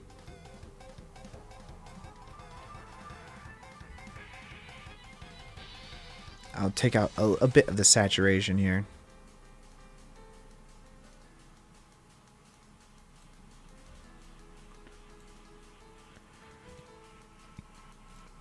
And then we could select pillar, I suppose, for all of these. That's very much in the shadow over there.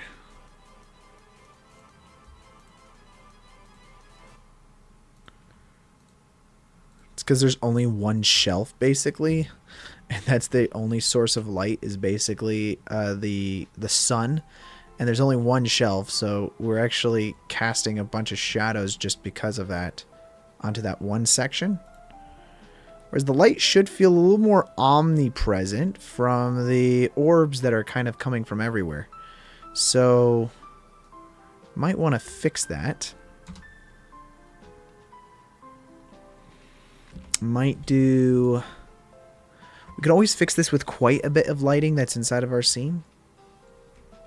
Let's see, and then all of these are basically just like golden shelves, right?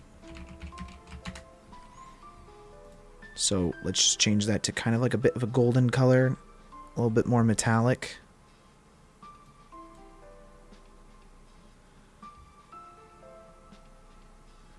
I love that because it's actually casting a bit of a reflection of the spheres also in the scene. That's great. So now we can just go ahead and select that for all of our shelves that we've got going on.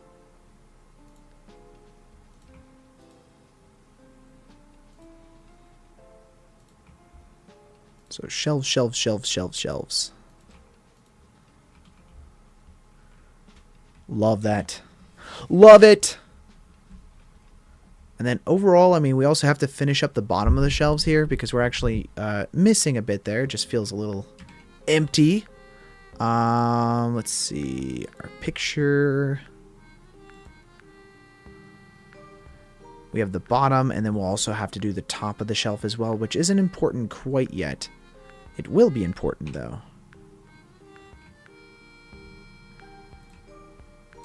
Let's keep that in render view over there, and then let's just grab this, and then that's fine, I suppose.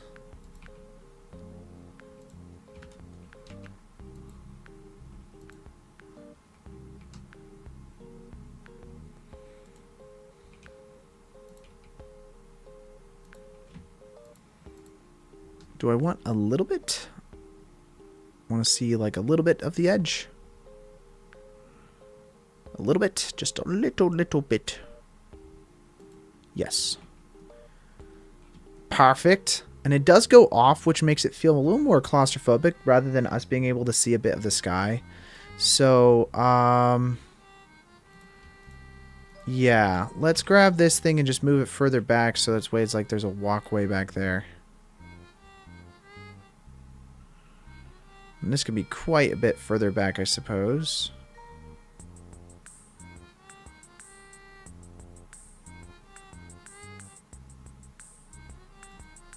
Yeah, something like that. It's pretty nice. And then that way we get that little piece of the sky up there. And then we'll fix this. I feel like this just makes it feel a little bit too claustrophobic with how it's like rotating inwards here. It's either that or this all just feels a little too claustrophobic. So we could kind of probably just move everything away. Yeah, let's do that. Let's grab this whole section of the shelf. We'll have to grab all of those individual vertices as well to move the spheres a little bit further out. Let's hide that for right now.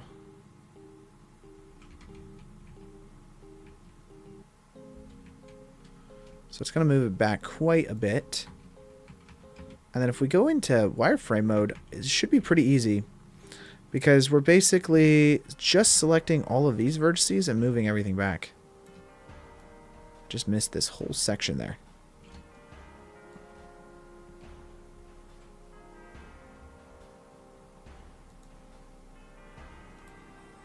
Apparently missed that as well. That's not bad, guys. I mean, that opens it up quite a bit. I like that.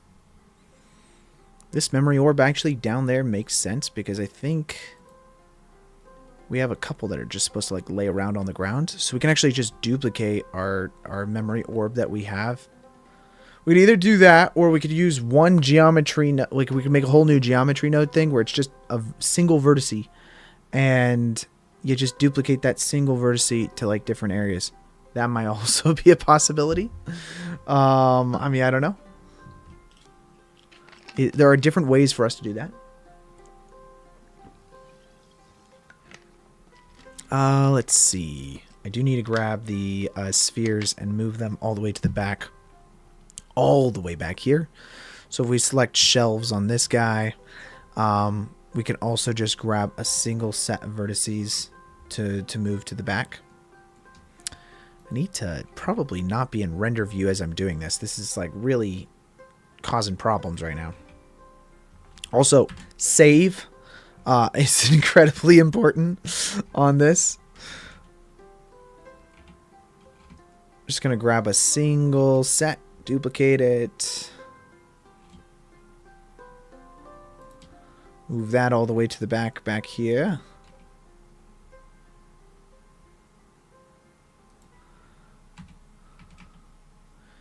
Wonderful. So that gives us a whole other shelf back there. Mostly joyful, I gotta say. Very joyful memories. Hey, Connor, have you ever participated in a 3D movie? Yes, I have. I've done a few 3D films, actually. I will be working on a 3D... Okay, 1 second. Pause, actually. 3D movie... yes to both. But 3D as in, like, an animated film? Or 3D as in... like stereoscopic 3D type of thing with like glasses and whatnot. The answer is yes to both of those. I've done the 3D film I did, funny enough, was an animated film. So like, you know, to answer your question, yes. I'm actually going to real quick, for the spherical balls that we're instancing here. Real quick, we've got this instanced orb. I'm just going to turn that off for right now for viewport speed. It's just driving me crazy. But yes to both of those. I worked on several animated films as well as 3D stereoscopic versions of those animated films, because they tend to do those. At least when they're like theatric released films, they like to do those in 3D. It just gives, like, you know, it has more options for, you know, feature release ability. I have not ever animated on one of those types of films. You meant animated 3D movies. I've never done animation for those types of movies. I work in finishing, so quite a bit of the work that I've done has either been visual effects onto animation, or it has been so. Initially, before I got into doing visual effects, I did, my job is to work at a finishing facility where they do color grading. So it's a lot of management on like, hey, here's some new shots, you know, here's what needs to be done inside of those shots, blah, blah, blah, blah, blah. And that was my job for, you know, I think I've done 3 films where I did that, where I was in charge of basically making sure that we got all the stuff we needed, which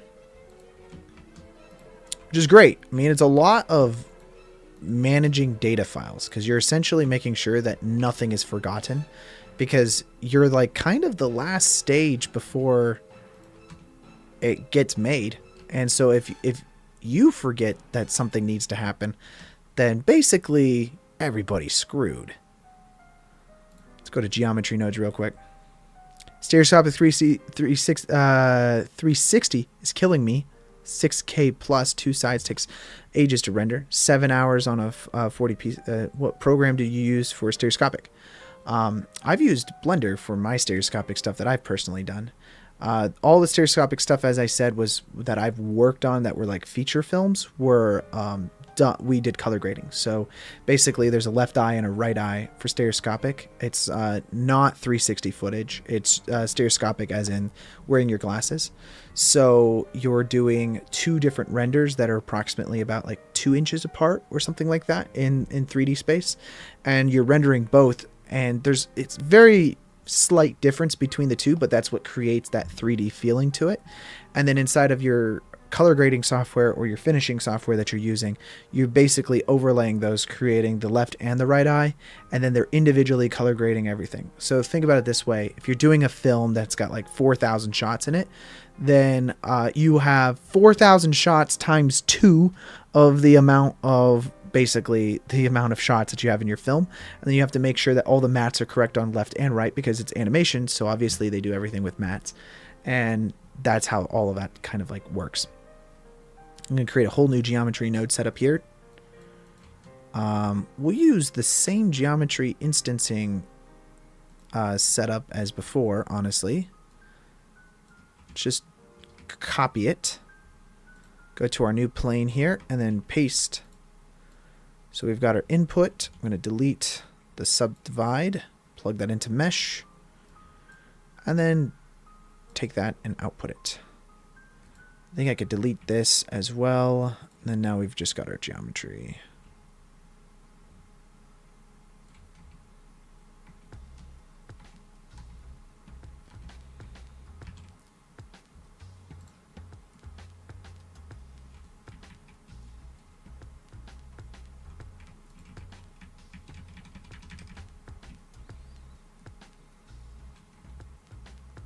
Basically want this stupid orb to be like right here. I don't know why like it's not appearing where I need it to. It's really frustrating, actually.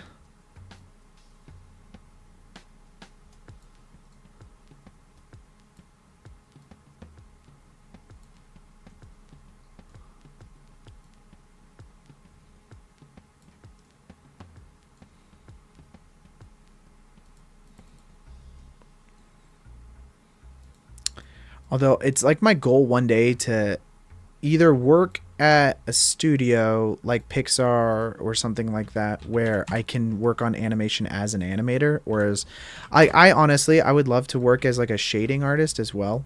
Like I love doing shading. I love doing lighting. Like that's some of my favorite stuff about all of this.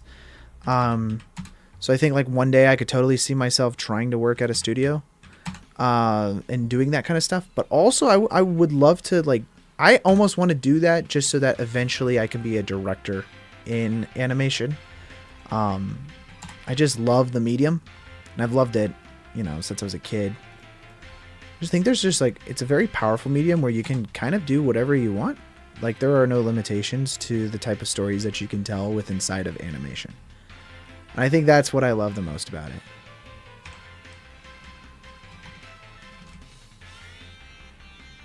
Now we can just duplicate this one vertice, guys.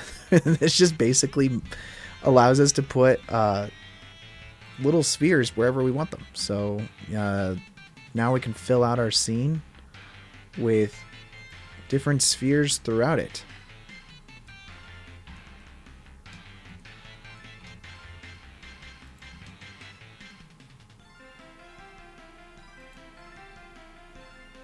Probably gonna duplicate this so that way it's like kind of like sitting on top. They create like a little pile, guys. They have a little pile going.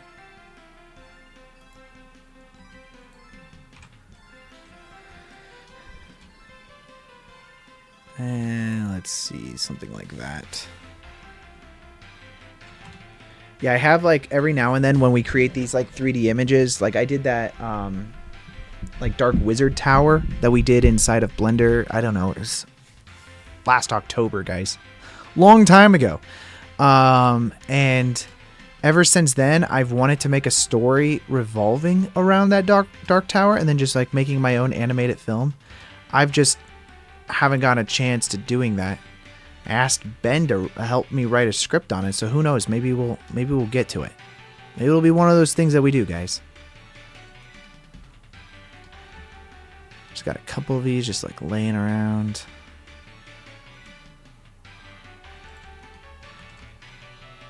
Great. Okay, let's go and save that. Now let's also view our regular instances. And I'm going to just go ahead and check this render out, see what this looks like. There's a lot of just joy memories laying on the ground. Whoops. Just like random joy memories just laying all over the place.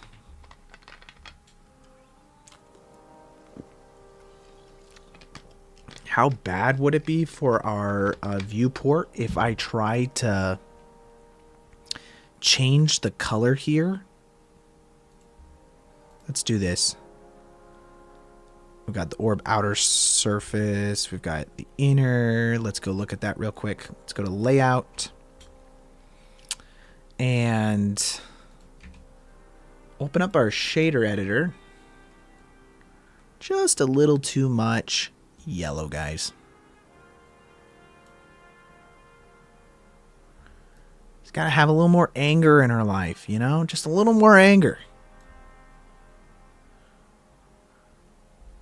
Okay, that's good. I'm just mostly trying to break up the stuff on the ground a little bit easier. Just a little more anger, you know what I'm saying? Gotta have some anger in your life. Maybe not that much fear.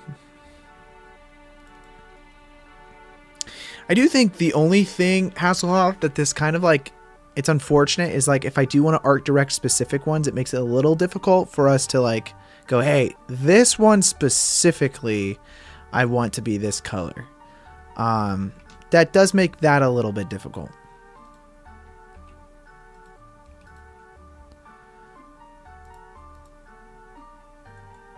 Let's go in here. We're going to finish up creating the rest of this environment. I need to do the bottom part of this, and then we're going to do the top part of the shelves as well, and then we'll get into some lighting and then making sure all of that looks really nice.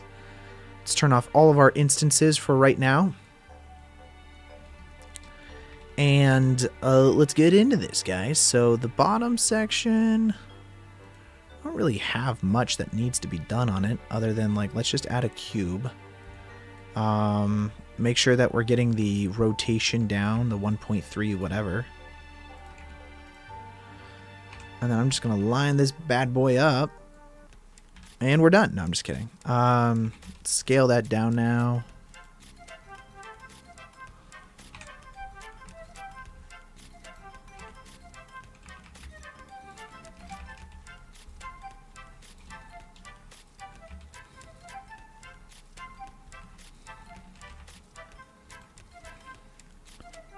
Let's just grab this edge and then add quite a bit of a bevel. I think that'll probably just like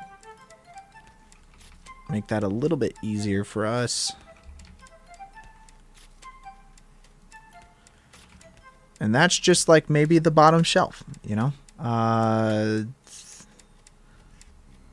Or not the bottom shelf, but it's just the bottom section of it. It is a bit bright. Although I do like the idea of it being like a light metallic.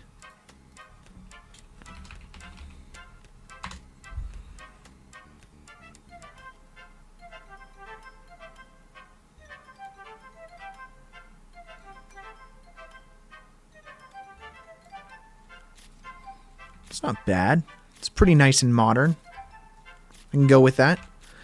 And later, guys, we can always go through and add in a bunch of, you know, dirtiness to this as well if we want to, just to add some more realism to it.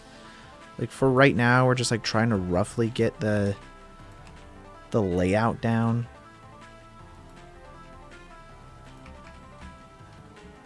I have a feeling that we're going to spend quite a bit of time cleaning up a lot of this crap.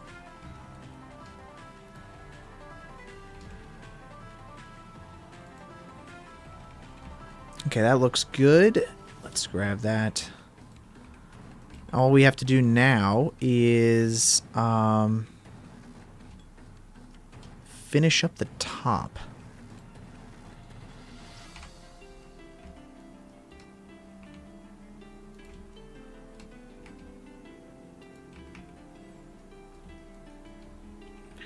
Like some of the animation I'd love to work on, if I could, would be to work on the Arcane series that Netflix makes. It's that the League of Legends Arcane series. I just think that animation is gorgeous, guys. I'm a huge fan of like lighting and doing all of that. So I think that's the stuff about that show that I really just love so much. Is I think art direction on it is gorgeous. Working in lighting and shading and like accomplishing that, I think would be a goal. And I think I could probably sneak into making a film or working on in animation just because I do compositing. So I could just be like, oh yeah, I composite for visual effects. You can transfer those skills into doing compositing for animation. So I'd probably get in by doing that, and then I would like sneak my way into like other aspects of animation. I think that's what I would try to do if I could. Okay, this corner here, they have like this big ol' whatever-macall-it. I could just grab this guy and make it quite a bit thicker.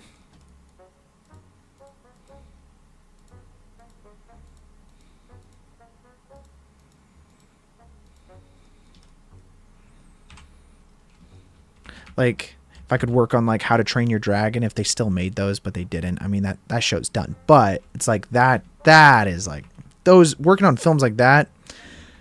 The lighting in those films were just absolutely gorgeous.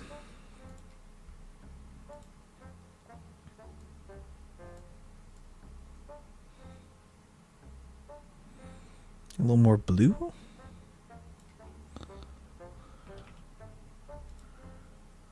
And then change the value slightly.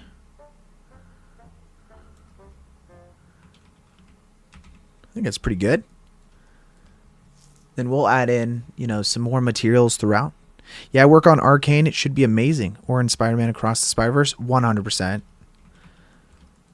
And I think it's like the other thing is that I like about those two shows is that they have like this very like artistic drawn feel to it, which I've always wanted to do hand-drawn animation. Like, ever since I was a kid, I think one of the things that like I fell in love with on the, like with Disney films was just like hand-drawn. I grew up in the 90s, so a lot of the movies I watched growing up was that like hand-drawn, like feel to stuff. And you don't really get that as much anymore. Also, stop motion. Dude, stop motion was a big part of my childhood. Like, I used to do stop motion Lego animation before I did anything else.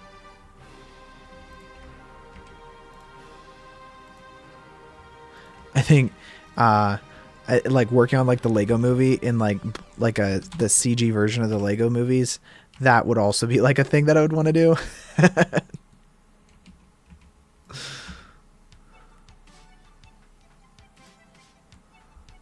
Scale it up. I think that's good. Let's just scale that down. I saw that they're making another Lego movie that's like a Pharrell Williams documentary style Lego film, which I thought was just like such an interestingly unique way of making a documentary, was by making it a Lego film. I don't think I've ever seen anything like that. And I don't know if it's a documentary or what it is, but that's what I gathered just from watching the trailer. I know, guys, you're not supposed to base a whole movie off the trailer, but that's what I thought it was. And if it is a documentary that's just like being made through Legos, that's pretty genius. Not gonna lie.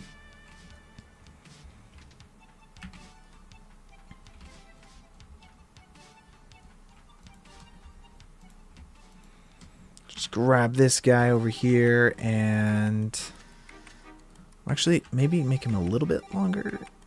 That's fine. We'll do that. We're not going to see it from that perspective anyways. Yeah, but to work on Arcane, you kind of have to live in France because they do all the animation for that over in France. I mean, they do a lot of animation in other places. I live in California, the United States, so it makes my options a little bit limited when it comes to trying to do things like that. Unfortunately, especially in like the world of visual effects and animation very specifically. None of that happens in the US.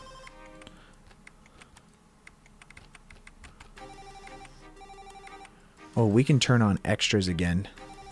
Now that we're not spawning in a billion different instances of a light, we can turn that back on. Let's do this. Let's rotate this like so. Try to get rid of the shadow as much as possible. Another thing we could do to get rid of the shadow is we could actually turn off shadow for this. Turn off shadow for this as well. So that way it's kind of just this that's casting a shadow. And then the overall lighting, I mean, we are going to want to have some kind of like glow that's happening. So let's do that. Let's go to top view here.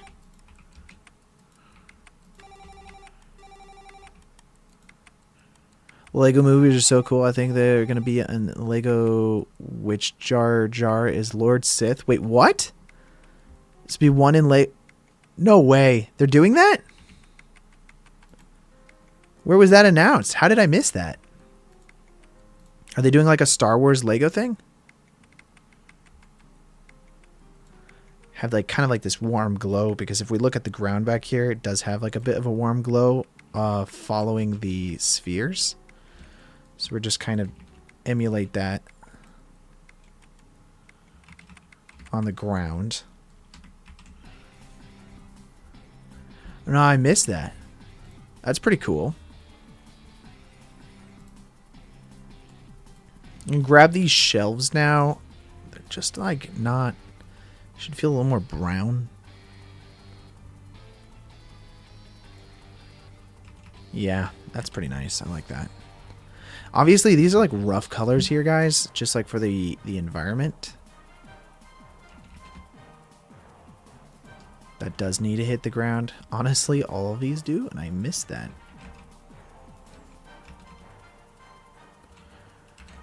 I don't know how I missed that, guys. Alright, well, that's fine.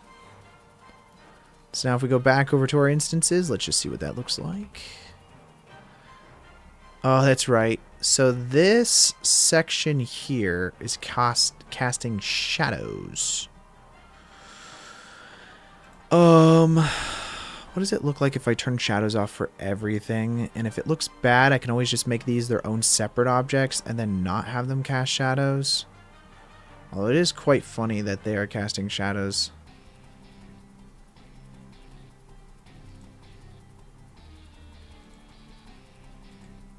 They're not really casting shadows onto each other. Mostly what I'm looking at right now is that they're not casting shadows onto anything. And then these are okay with casting shadows because these are like on the ground. It's quite funny. We do need to fix this though, because these instance ones that are laying all the way over there are actually now clipping into our shelf. So let's fix that.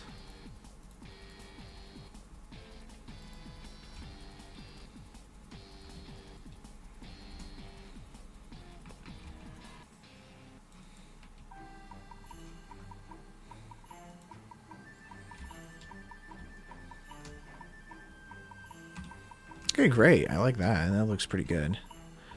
Only thing I'm thinking now is that the overall environment is kind of just a little too harsh on the lighting, our world lighting here. We could fix that just by changing our HDRI. I mean, we could probably fiddle with the HDRI that we already have, but it's not really super worth it, especially since we can just go download another HDRI. I want to find something that's a little bit more diffused. Maybe not overcast, but a little bit more diffused.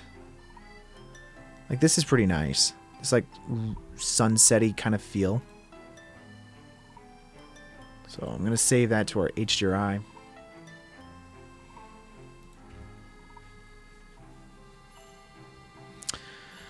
And now over inside of our settings here, let's just adjust that.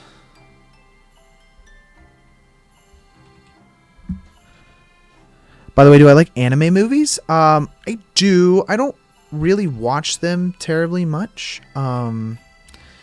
So like I've seen a few, but I'm not probably the person that's like, oh hey, I've seen like every anime that's been created. But the ones that I have seen, I do really enjoy. Like, I mean, I feel like I can't say that it's like when you say like, oh wow, I really like Spirited Away. I feel like that's a little cheesy to say because of course everybody likes Spirited Away. You know, it's not really like a hot take to say that.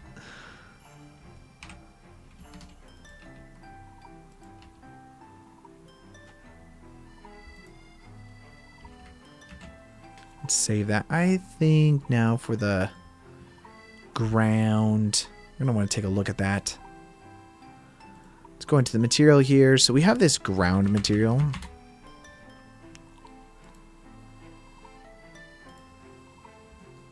I don't watch a lot of anime just because I'm not a huge reading subtitles person. Usually when I sit down to watch something, I kind of just want to watch it. I don't want to have to read the subtitles. So that kind of bothers me. And I know that's like a dumb excuse because everyone will be like, well, just get over it. What are you, like a child? And it's like, yeah, yes, I am. You know, like I don't know. Let's do object plugged into the vector here so that way it doesn't stretch things weirdly. And then we'll just scale that down.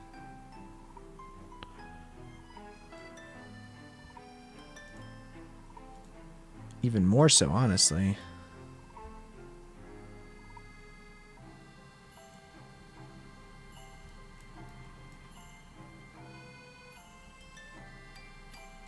In my case, you would love to work on eventually movies. Lots of movies have great dub versions. Yeah, I know, and that's so the big reason why I haven't finished Attack on Titan, I haven't seen the latest season, is because I didn't want to read the subtitles. And so finally, my brother was like, hey, look, just watch it with dubbed, because the dubbed version isn't that bad. And I'm probably going to do that. I think I'll get back onto it. To me, I don't know. I'm just lazy. So it's like when I want to watch a show. Also, I'm not a huge TV show guy. Like, I watch movies.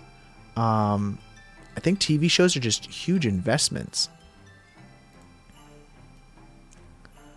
Takes a lot out of you, man.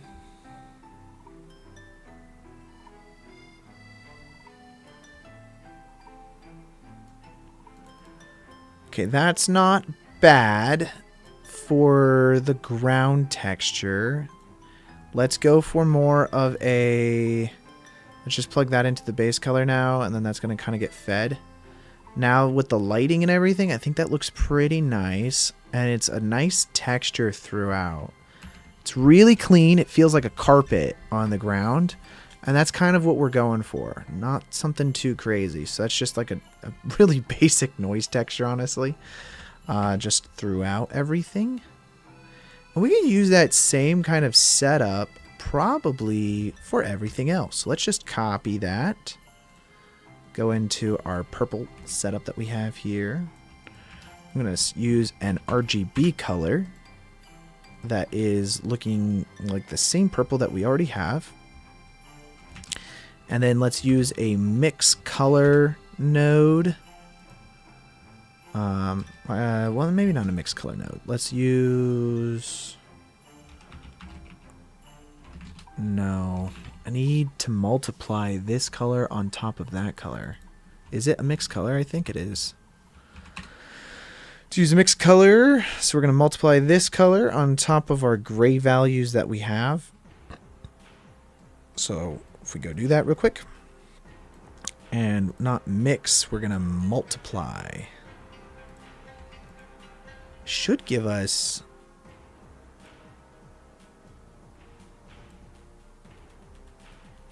Maybe not multiply. I thought it was multiply. Is it add?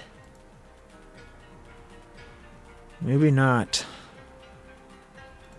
Just trying to do an easy, fast way of doing this. What I was trying to do was get this value here to be the purple, and then I guess we could just keep that purple, and then this can go to gray. Although... If we increase the saturation on this and then change the hue slightly, it's probably going to get us what we want anyways. And then we plug this into the base color. So now we go and view our principled BSDF. It'll give us kind of like that textured feel to everything, rather than it just being straight up just purple, like so.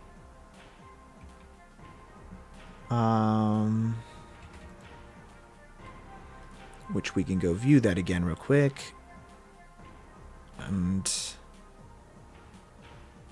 have to change the size of this, I guess.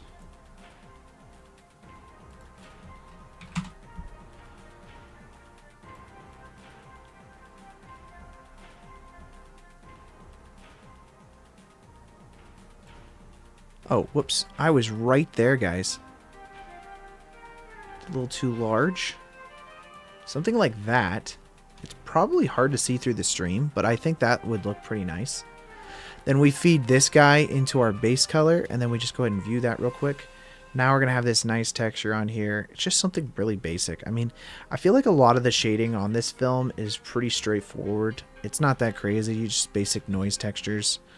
So that we could just utilize there. And then let's look at the rest of this. So, I mean, I don't know that I want to really do anything on this, but we could change the roughness here to be more reflective of everything that's around it. What is this? Is there like a sphere with inside of this?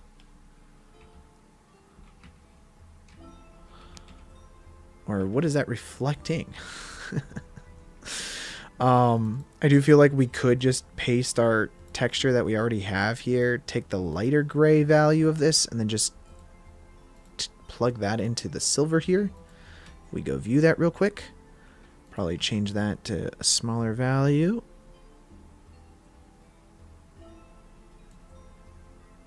Something like that should do. Plug that into our base color of our principled BSDF, and then now we'll just kind of get that overall kind of like texture feel to it throughout. Now, I don't want this to be quite as dark though, so let's like lift that up a bit. And it's going to be very, very, very subtle overall on the effect of our silver that we've got going on down here. And then I'm going to do the same thing with this brown. So again, just paste our components that we have. What am I doing here? Click on that guy. There we go. If we view that, let's just see what that looks like.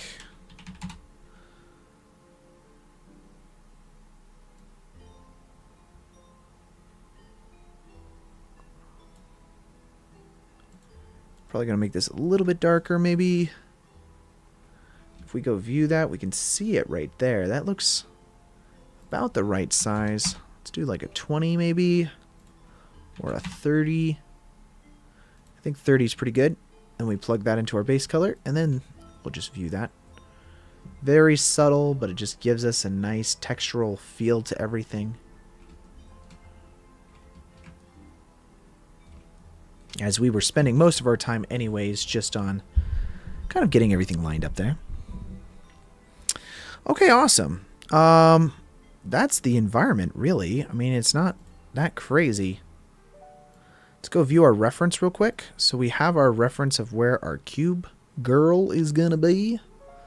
Let's grab our camera and then turn on this just to see, to make sure that everything is lining up here. Grab our camera and then just move it up slightly, I think.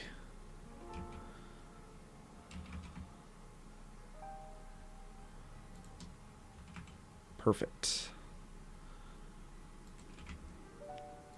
Now, with this camera in there, let's actually set the depth of field and everything all up real quick. So, just go ahead and set up a empty here with like a plane axis. That should totally work just fine for our purposes. Just to see what everything kind of looks like. If we select our camera now, let's go to depth of field real quick and just enable that. And find our empty. Do like a nice 1.2.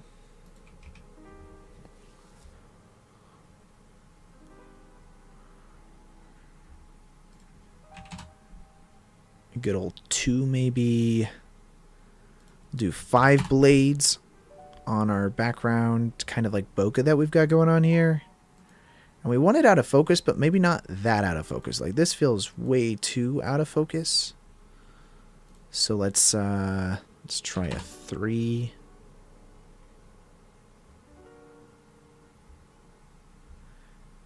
And then we always like a nice ratio for our aperture. I think that it gives us like a nice lens distortion. 1.5 is anamorphic, so that might be pretty nice to have. Kind of liking that. Let's see. I do feel like we could have a little bit less. I do want to see this a little bit better, and I didn't want that to be quite as blurry back there. We do want to have that depth of field, but sometimes I feel like too much depth of field feels excessive. It feels like you're trying to fake this depth of field effect and not do that.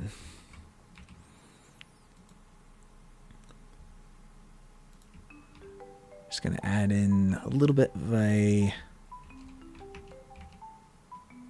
push out effect here.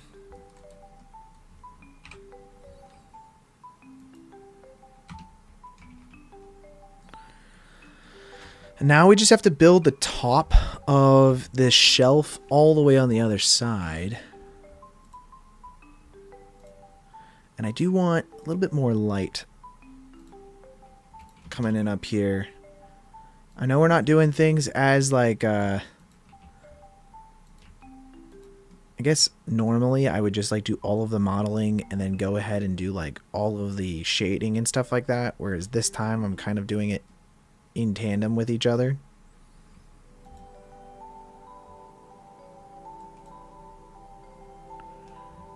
But I think that helps us, at least on this specific type of render where we are trying to emulate like an actual look from a show. I think it's quite nice to be able to go through and do all of this. We do have like a forklift back here that we can add.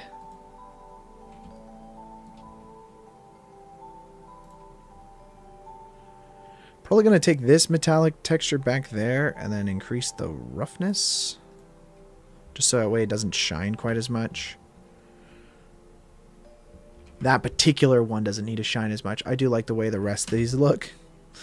But, you know, sometimes it just requires a little bit of customization to get the effect that you're going for.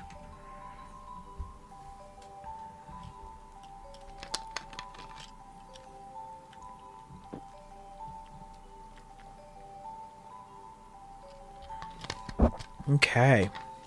The sky, I want it to feel a little more blue. So let's adjust our current render settings. Let's go into a shader editor here and then swap this from object to world. And then on this thing, let's change the saturation to be a little bit more. And that'll bring the sky color to be a little bit more saturated in there.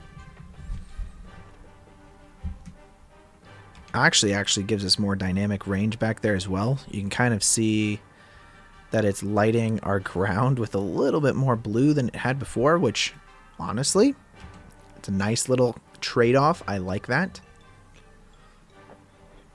I would have wanted that anyways. Now we can do, I think we finished doing that.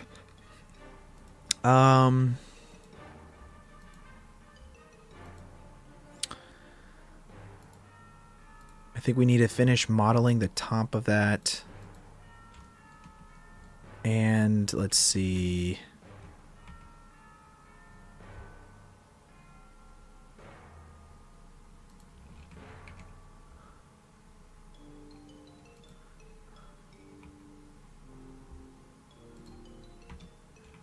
It's pretty nice. I like that. It has that nice little bend motion in there. That's kind of like one of the more important pillars to get right because it's like on the edge of everything. So let's see. Let's look at the top of this now. I feel like we could probably just duplicate this and then mirror it as a starter. And honestly, that's probably already pretty damn close to what we need. I might want to change this to our pillar though, so let's... Hello, there we go. Pillar. Like, I think that might look nicer.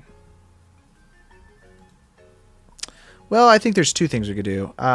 Let's grab this, move that down. Something like that should be fine. Duplicate it, scale it up, so it's a little bit larger, and then now we select the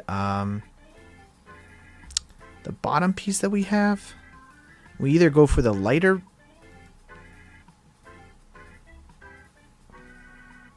or the not as reflective version, which I think I like a little bit better. It draws a little bit less attention to itself, which is, we don't need it to like really stand out. It's just supposed to like feel like the shelf has like a definitive top to it.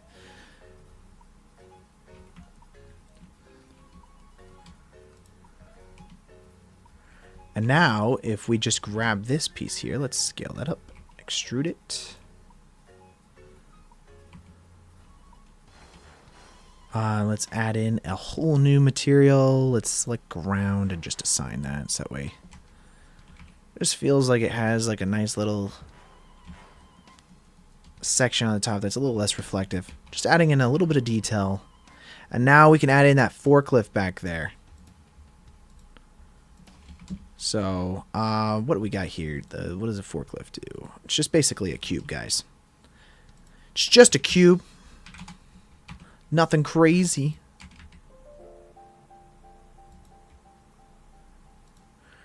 It's amazing how simple some of these objects are, you know? It's just primitives, really. I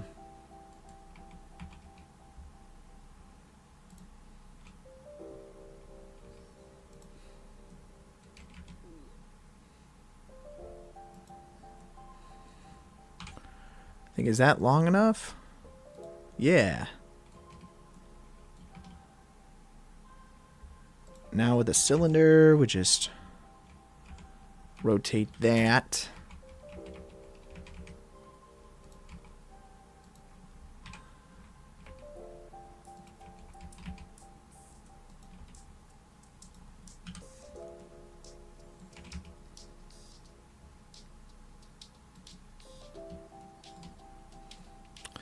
And I feel like we just add a new material in. It's probably the easiest thing.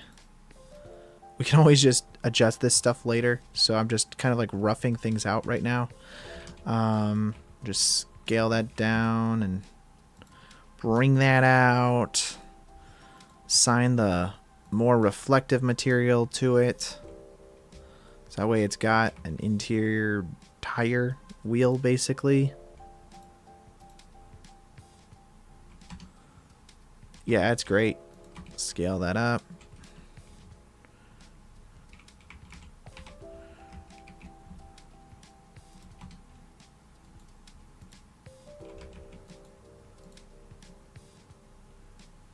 And it's funny because it's like actually a bug, but it gives it that tire tread track to it.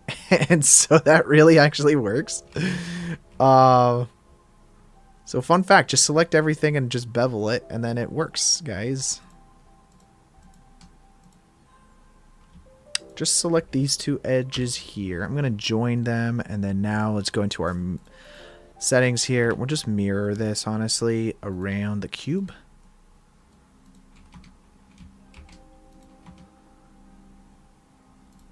And set that origin to the 3D cursor. There we go. So now we've got ourselves the bottom part of this forklift.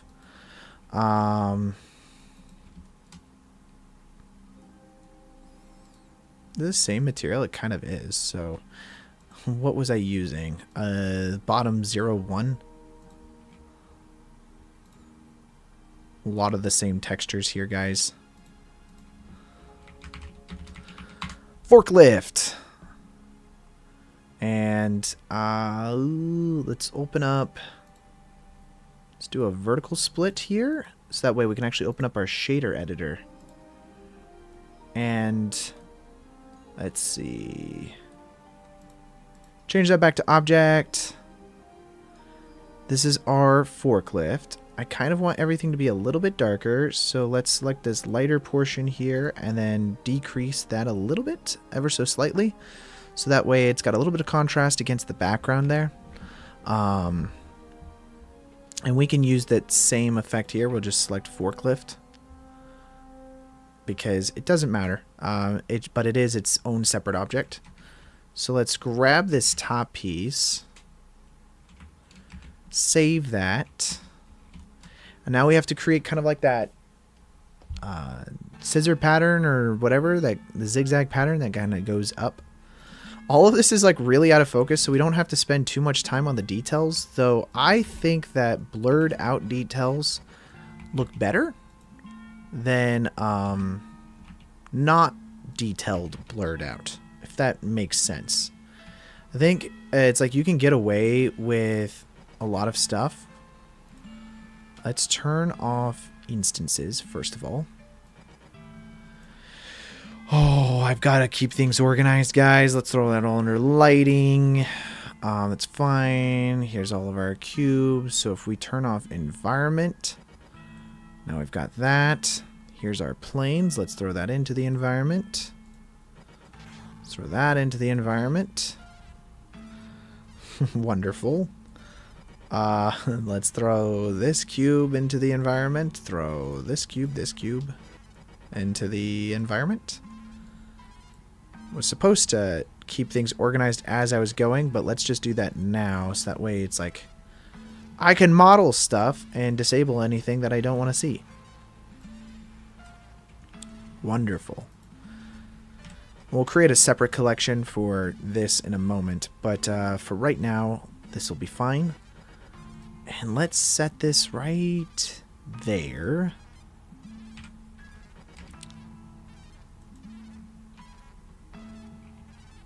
And rotate this on the cursor. So, here we go, 3D cursor, boom.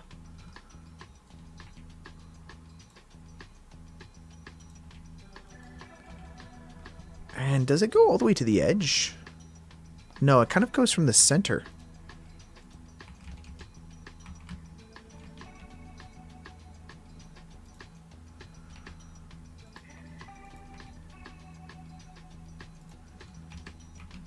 And let's see, control M that. Not like that. Let's do this through the individual origins.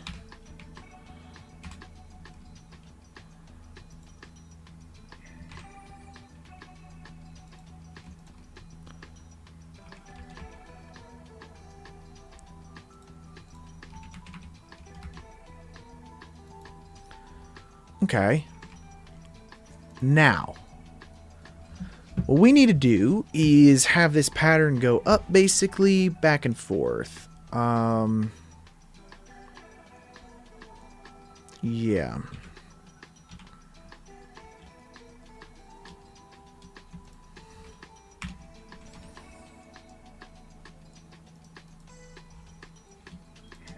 Let's grab these on the Z-axis. Can I move them on their normals? I feel like I can.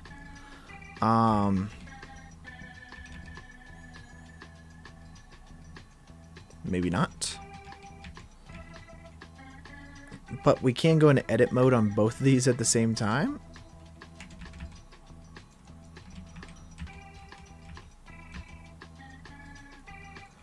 Maybe that's not a good idea.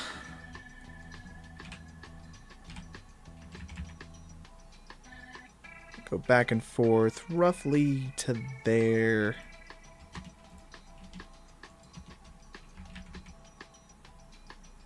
Roughly to there. Fantastic. Now we join these together, and all we have to do is create an array that moves upwards 1. Whoa. Control A. All transforms. There we go. Now it moves upwards 1. Then let's just make that a little bit negative. There we go. Now everything lines up. We've got our scissor forklift that is going to go whoop. So now we've got it going all the way up there just by doing that. A little bit easier. So now we can select everything, bevel it out a little bit.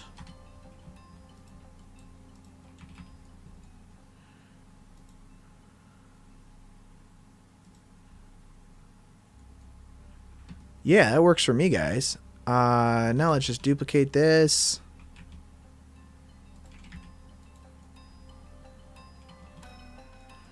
Now this, let's move that to the edge there and mirror it around our forklifts. That way there's actually two different push-up things for this one forklift thing.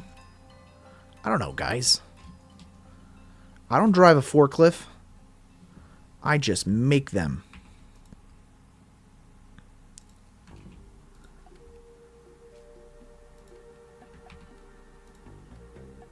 Now we're just going to make ourselves a nice railing.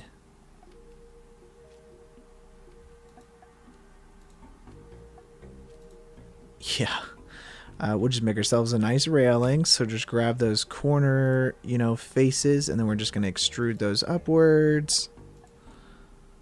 Fantastic. Let's just do that again. And then if we do that, I think if we press F3, we could bridge edge loops. So let's just do that.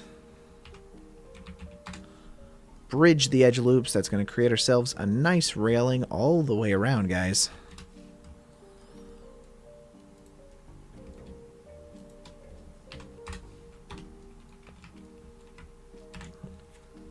Now we got ourselves a nice little forklift all the way in the background of our environment. So let's just re-enable everything. So that guy's all the way back there.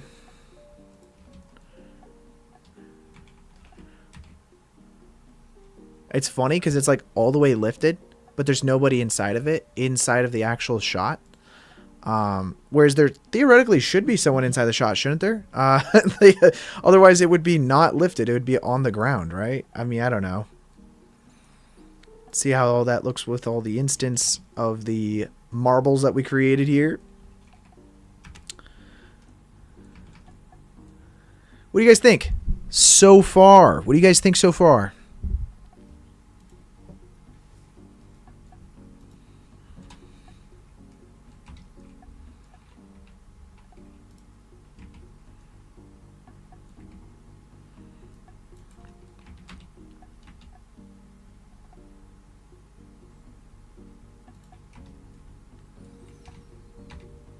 I think that is pretty nice. Yeah, what do you guys think? I just realized when I press F3, it changes the camera view for you guys over there. That's hilarious. F3 is the menu to pop up the stuff. So I'm hoping that I haven't been on F3 for ever now. I actually don't know. But yeah, what do you guys think? As far as the shot goes so far, what are you guys' thoughts on it? We still have to make the character, obviously. I feel like we're gonna probably not really get into that today. Kind of depends. Let's see. Not really a fan of the color we have for the pillars right now. So we might want to adjust that.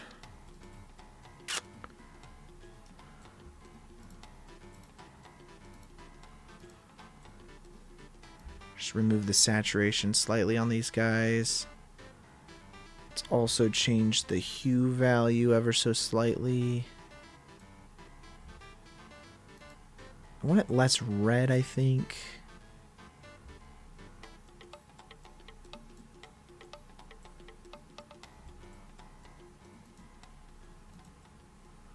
Yeah, that's pretty nice. I like that. Okay, and then the forklift arms will be same color.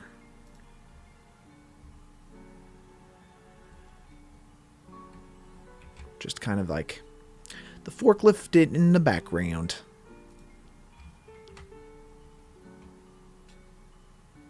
I'm gonna also duplicate this forklift, and then we'll just call this forklift arms. It's not a forklift. I also just realized that this is literally not a forklift. This is I don't even know what this is. A lift? They just call it a lift? Is it just a lift, guys?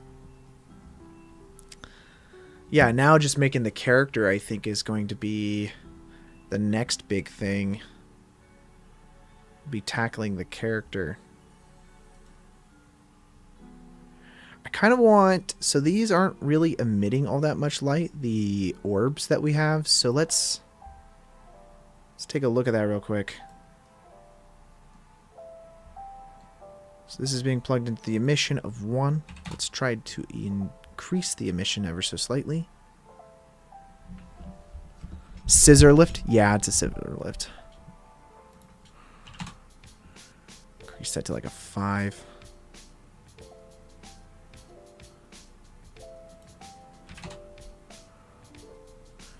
Are these not really... Let's see, let's check the visibility out here.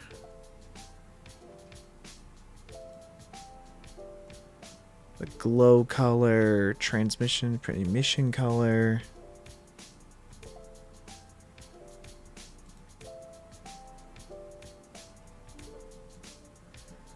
Yeah, I almost want the glow to be more excessive, but that just blew everything out there, so might be able to...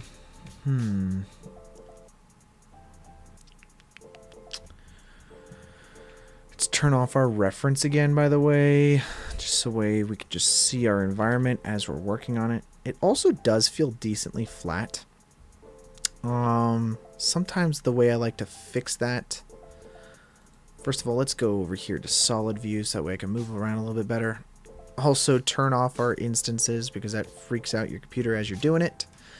But yeah, let's go ahead and add in another object over here. We'll just add in a cube. And let's grab the edge here, this edge specifically, and scale that guy up. Probably something like that. And then delete only the faces. So now we should have just this cube all the way on the back here. Is my render or stream still going?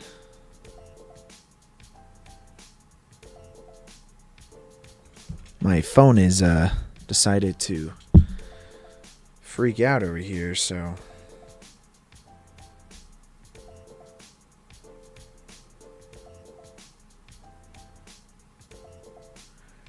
Let me just pull that up real quick so I can see your guys' chat.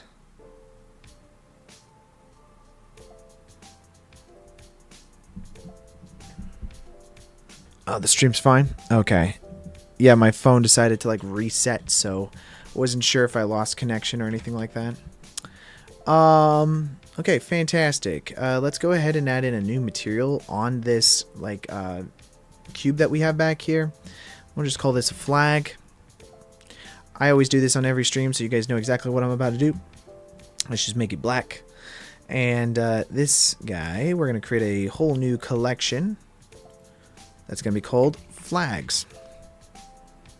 Now we just move this into that flag location. And one thing we're going to want to do is we want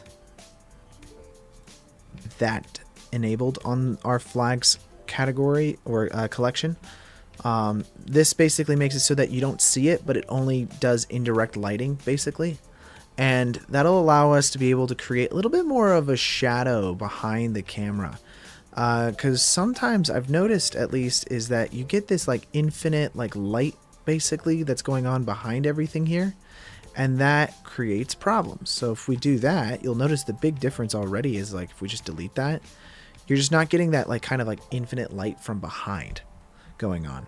It's basically reflecting the dark color that we have here, and we can make this whatever color we want. So if we want to, you know, have kind of like a bluish tint that's emitting from everything, can actually emit whatever color we want onto our environment, but it'll also stop it so that way it doesn't feel like it's just a sky behind us. It should feel like there's more shelves behind us emitting some kind of light back onto everything else.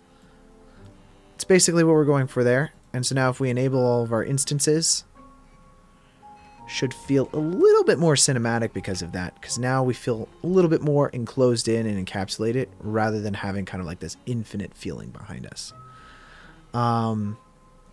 yeah, and so then of course once we get into adding in all of our character in the foreground, I think we'll be pretty close to having like a finished shot.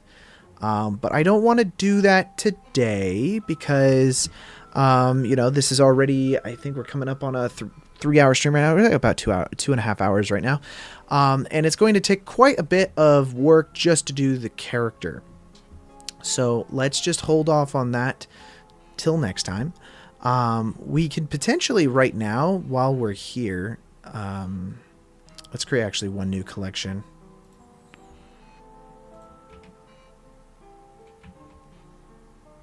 I want to kind of make the shader. Let's just call this lift. I'm going to turn off all of my instances. Holy cow, you guys see how slow that like reaction time is? That's crazy. I'll just move that to lift. So that way if we want to disable lift, we can always disable lift. But we can also throw that into our environment. I'm going to put flags up here. And then this is our empty, should go under camera. And we'll call this focus. I am planning on sculpting it, Ben. I wasn't thinking that I wanted to do the sculpt, so I was like, maybe I'll just maybe what I'll do is I'll just create it in like import someone else's character and just do the shading, because the shading is actually the more fun, complex part of the character. Because it's not really sculpt of this character isn't that crazy. I mean, it's pretty generic. The interesting stuff is like how to create like this fuzzy effect all the way around the character, and specifically like creating the eyes and like stuff like that, all the sparkles and the glow effect that's going on here. And I think that is more intriguing to do. So I was hoping to just get a character model that was like already created, but I couldn't find one online, so we'll be sculpting it from scratch. All right, without a further ado, though, I think that, let's see, what was I going to do? Oh, that's the environment. Let's go ahead and work on the shader for the character.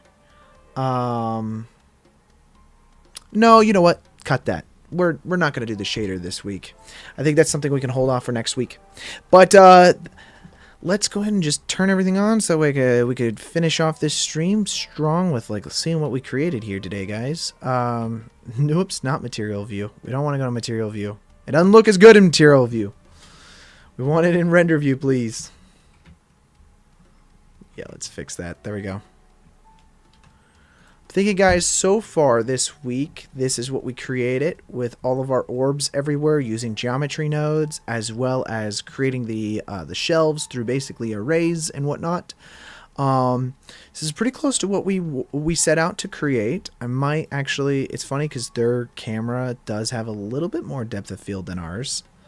So we probably could increase our depth of field to something a little bit more and get away with it. I think we won't really know what we want as far as depth of field is concerned until we actually create the character and drop that in. But that's something that we are going to tackle next week. We'll be modeling the character and sculpting it, as well as doing all that stuff. Easier than last time, 100%. I will say this, though. I'm not quite sure that next week we're going to continue this render. I haven't decided yet. Next week is actually our 1-year anniversary of live streaming to YouTube. So I'm thinking we want to do something special. If you guys have ideas of what you want that special thing to be, then let me know in the comments below and maybe we can tackle that. But we for sure only have part 2 on this before we'll be done. So that might be up the following week after that. But anyways, thank you guys for jumping in and watching the stream with us today. If you guys are new here, make sure to hit the subscribe button and like the video below if you enjoyed it. All of these project files will be up on Patreon. I upload all the project files every single week that we use and create on stream to Patreon. So if you guys want to grab those files, go ahead and download those. Mess around with this yourself in between the streams. Love to see what you guys are creating. Post your stuff in our Discord. We have links for all of these things in the description of the video. So I will see you guys next time, and you guys have a great rest of your week. But yeah, looks great. Oh, thank you so much, Hasselhoff. Thank you for your time. Thanks, Okaisado. And yeah, it was a fun stream. I really enjoyed it. I think the Inside Out film was really inspiring. So I was like, oh, I want to try to create, like that scene myself. So at least this is the environment. And so the environment's kind of done. Now we can go into character creation next week and whatnot. But thank you guys so much. Peace out. You guys have a good one. We'll talk soon. Bye.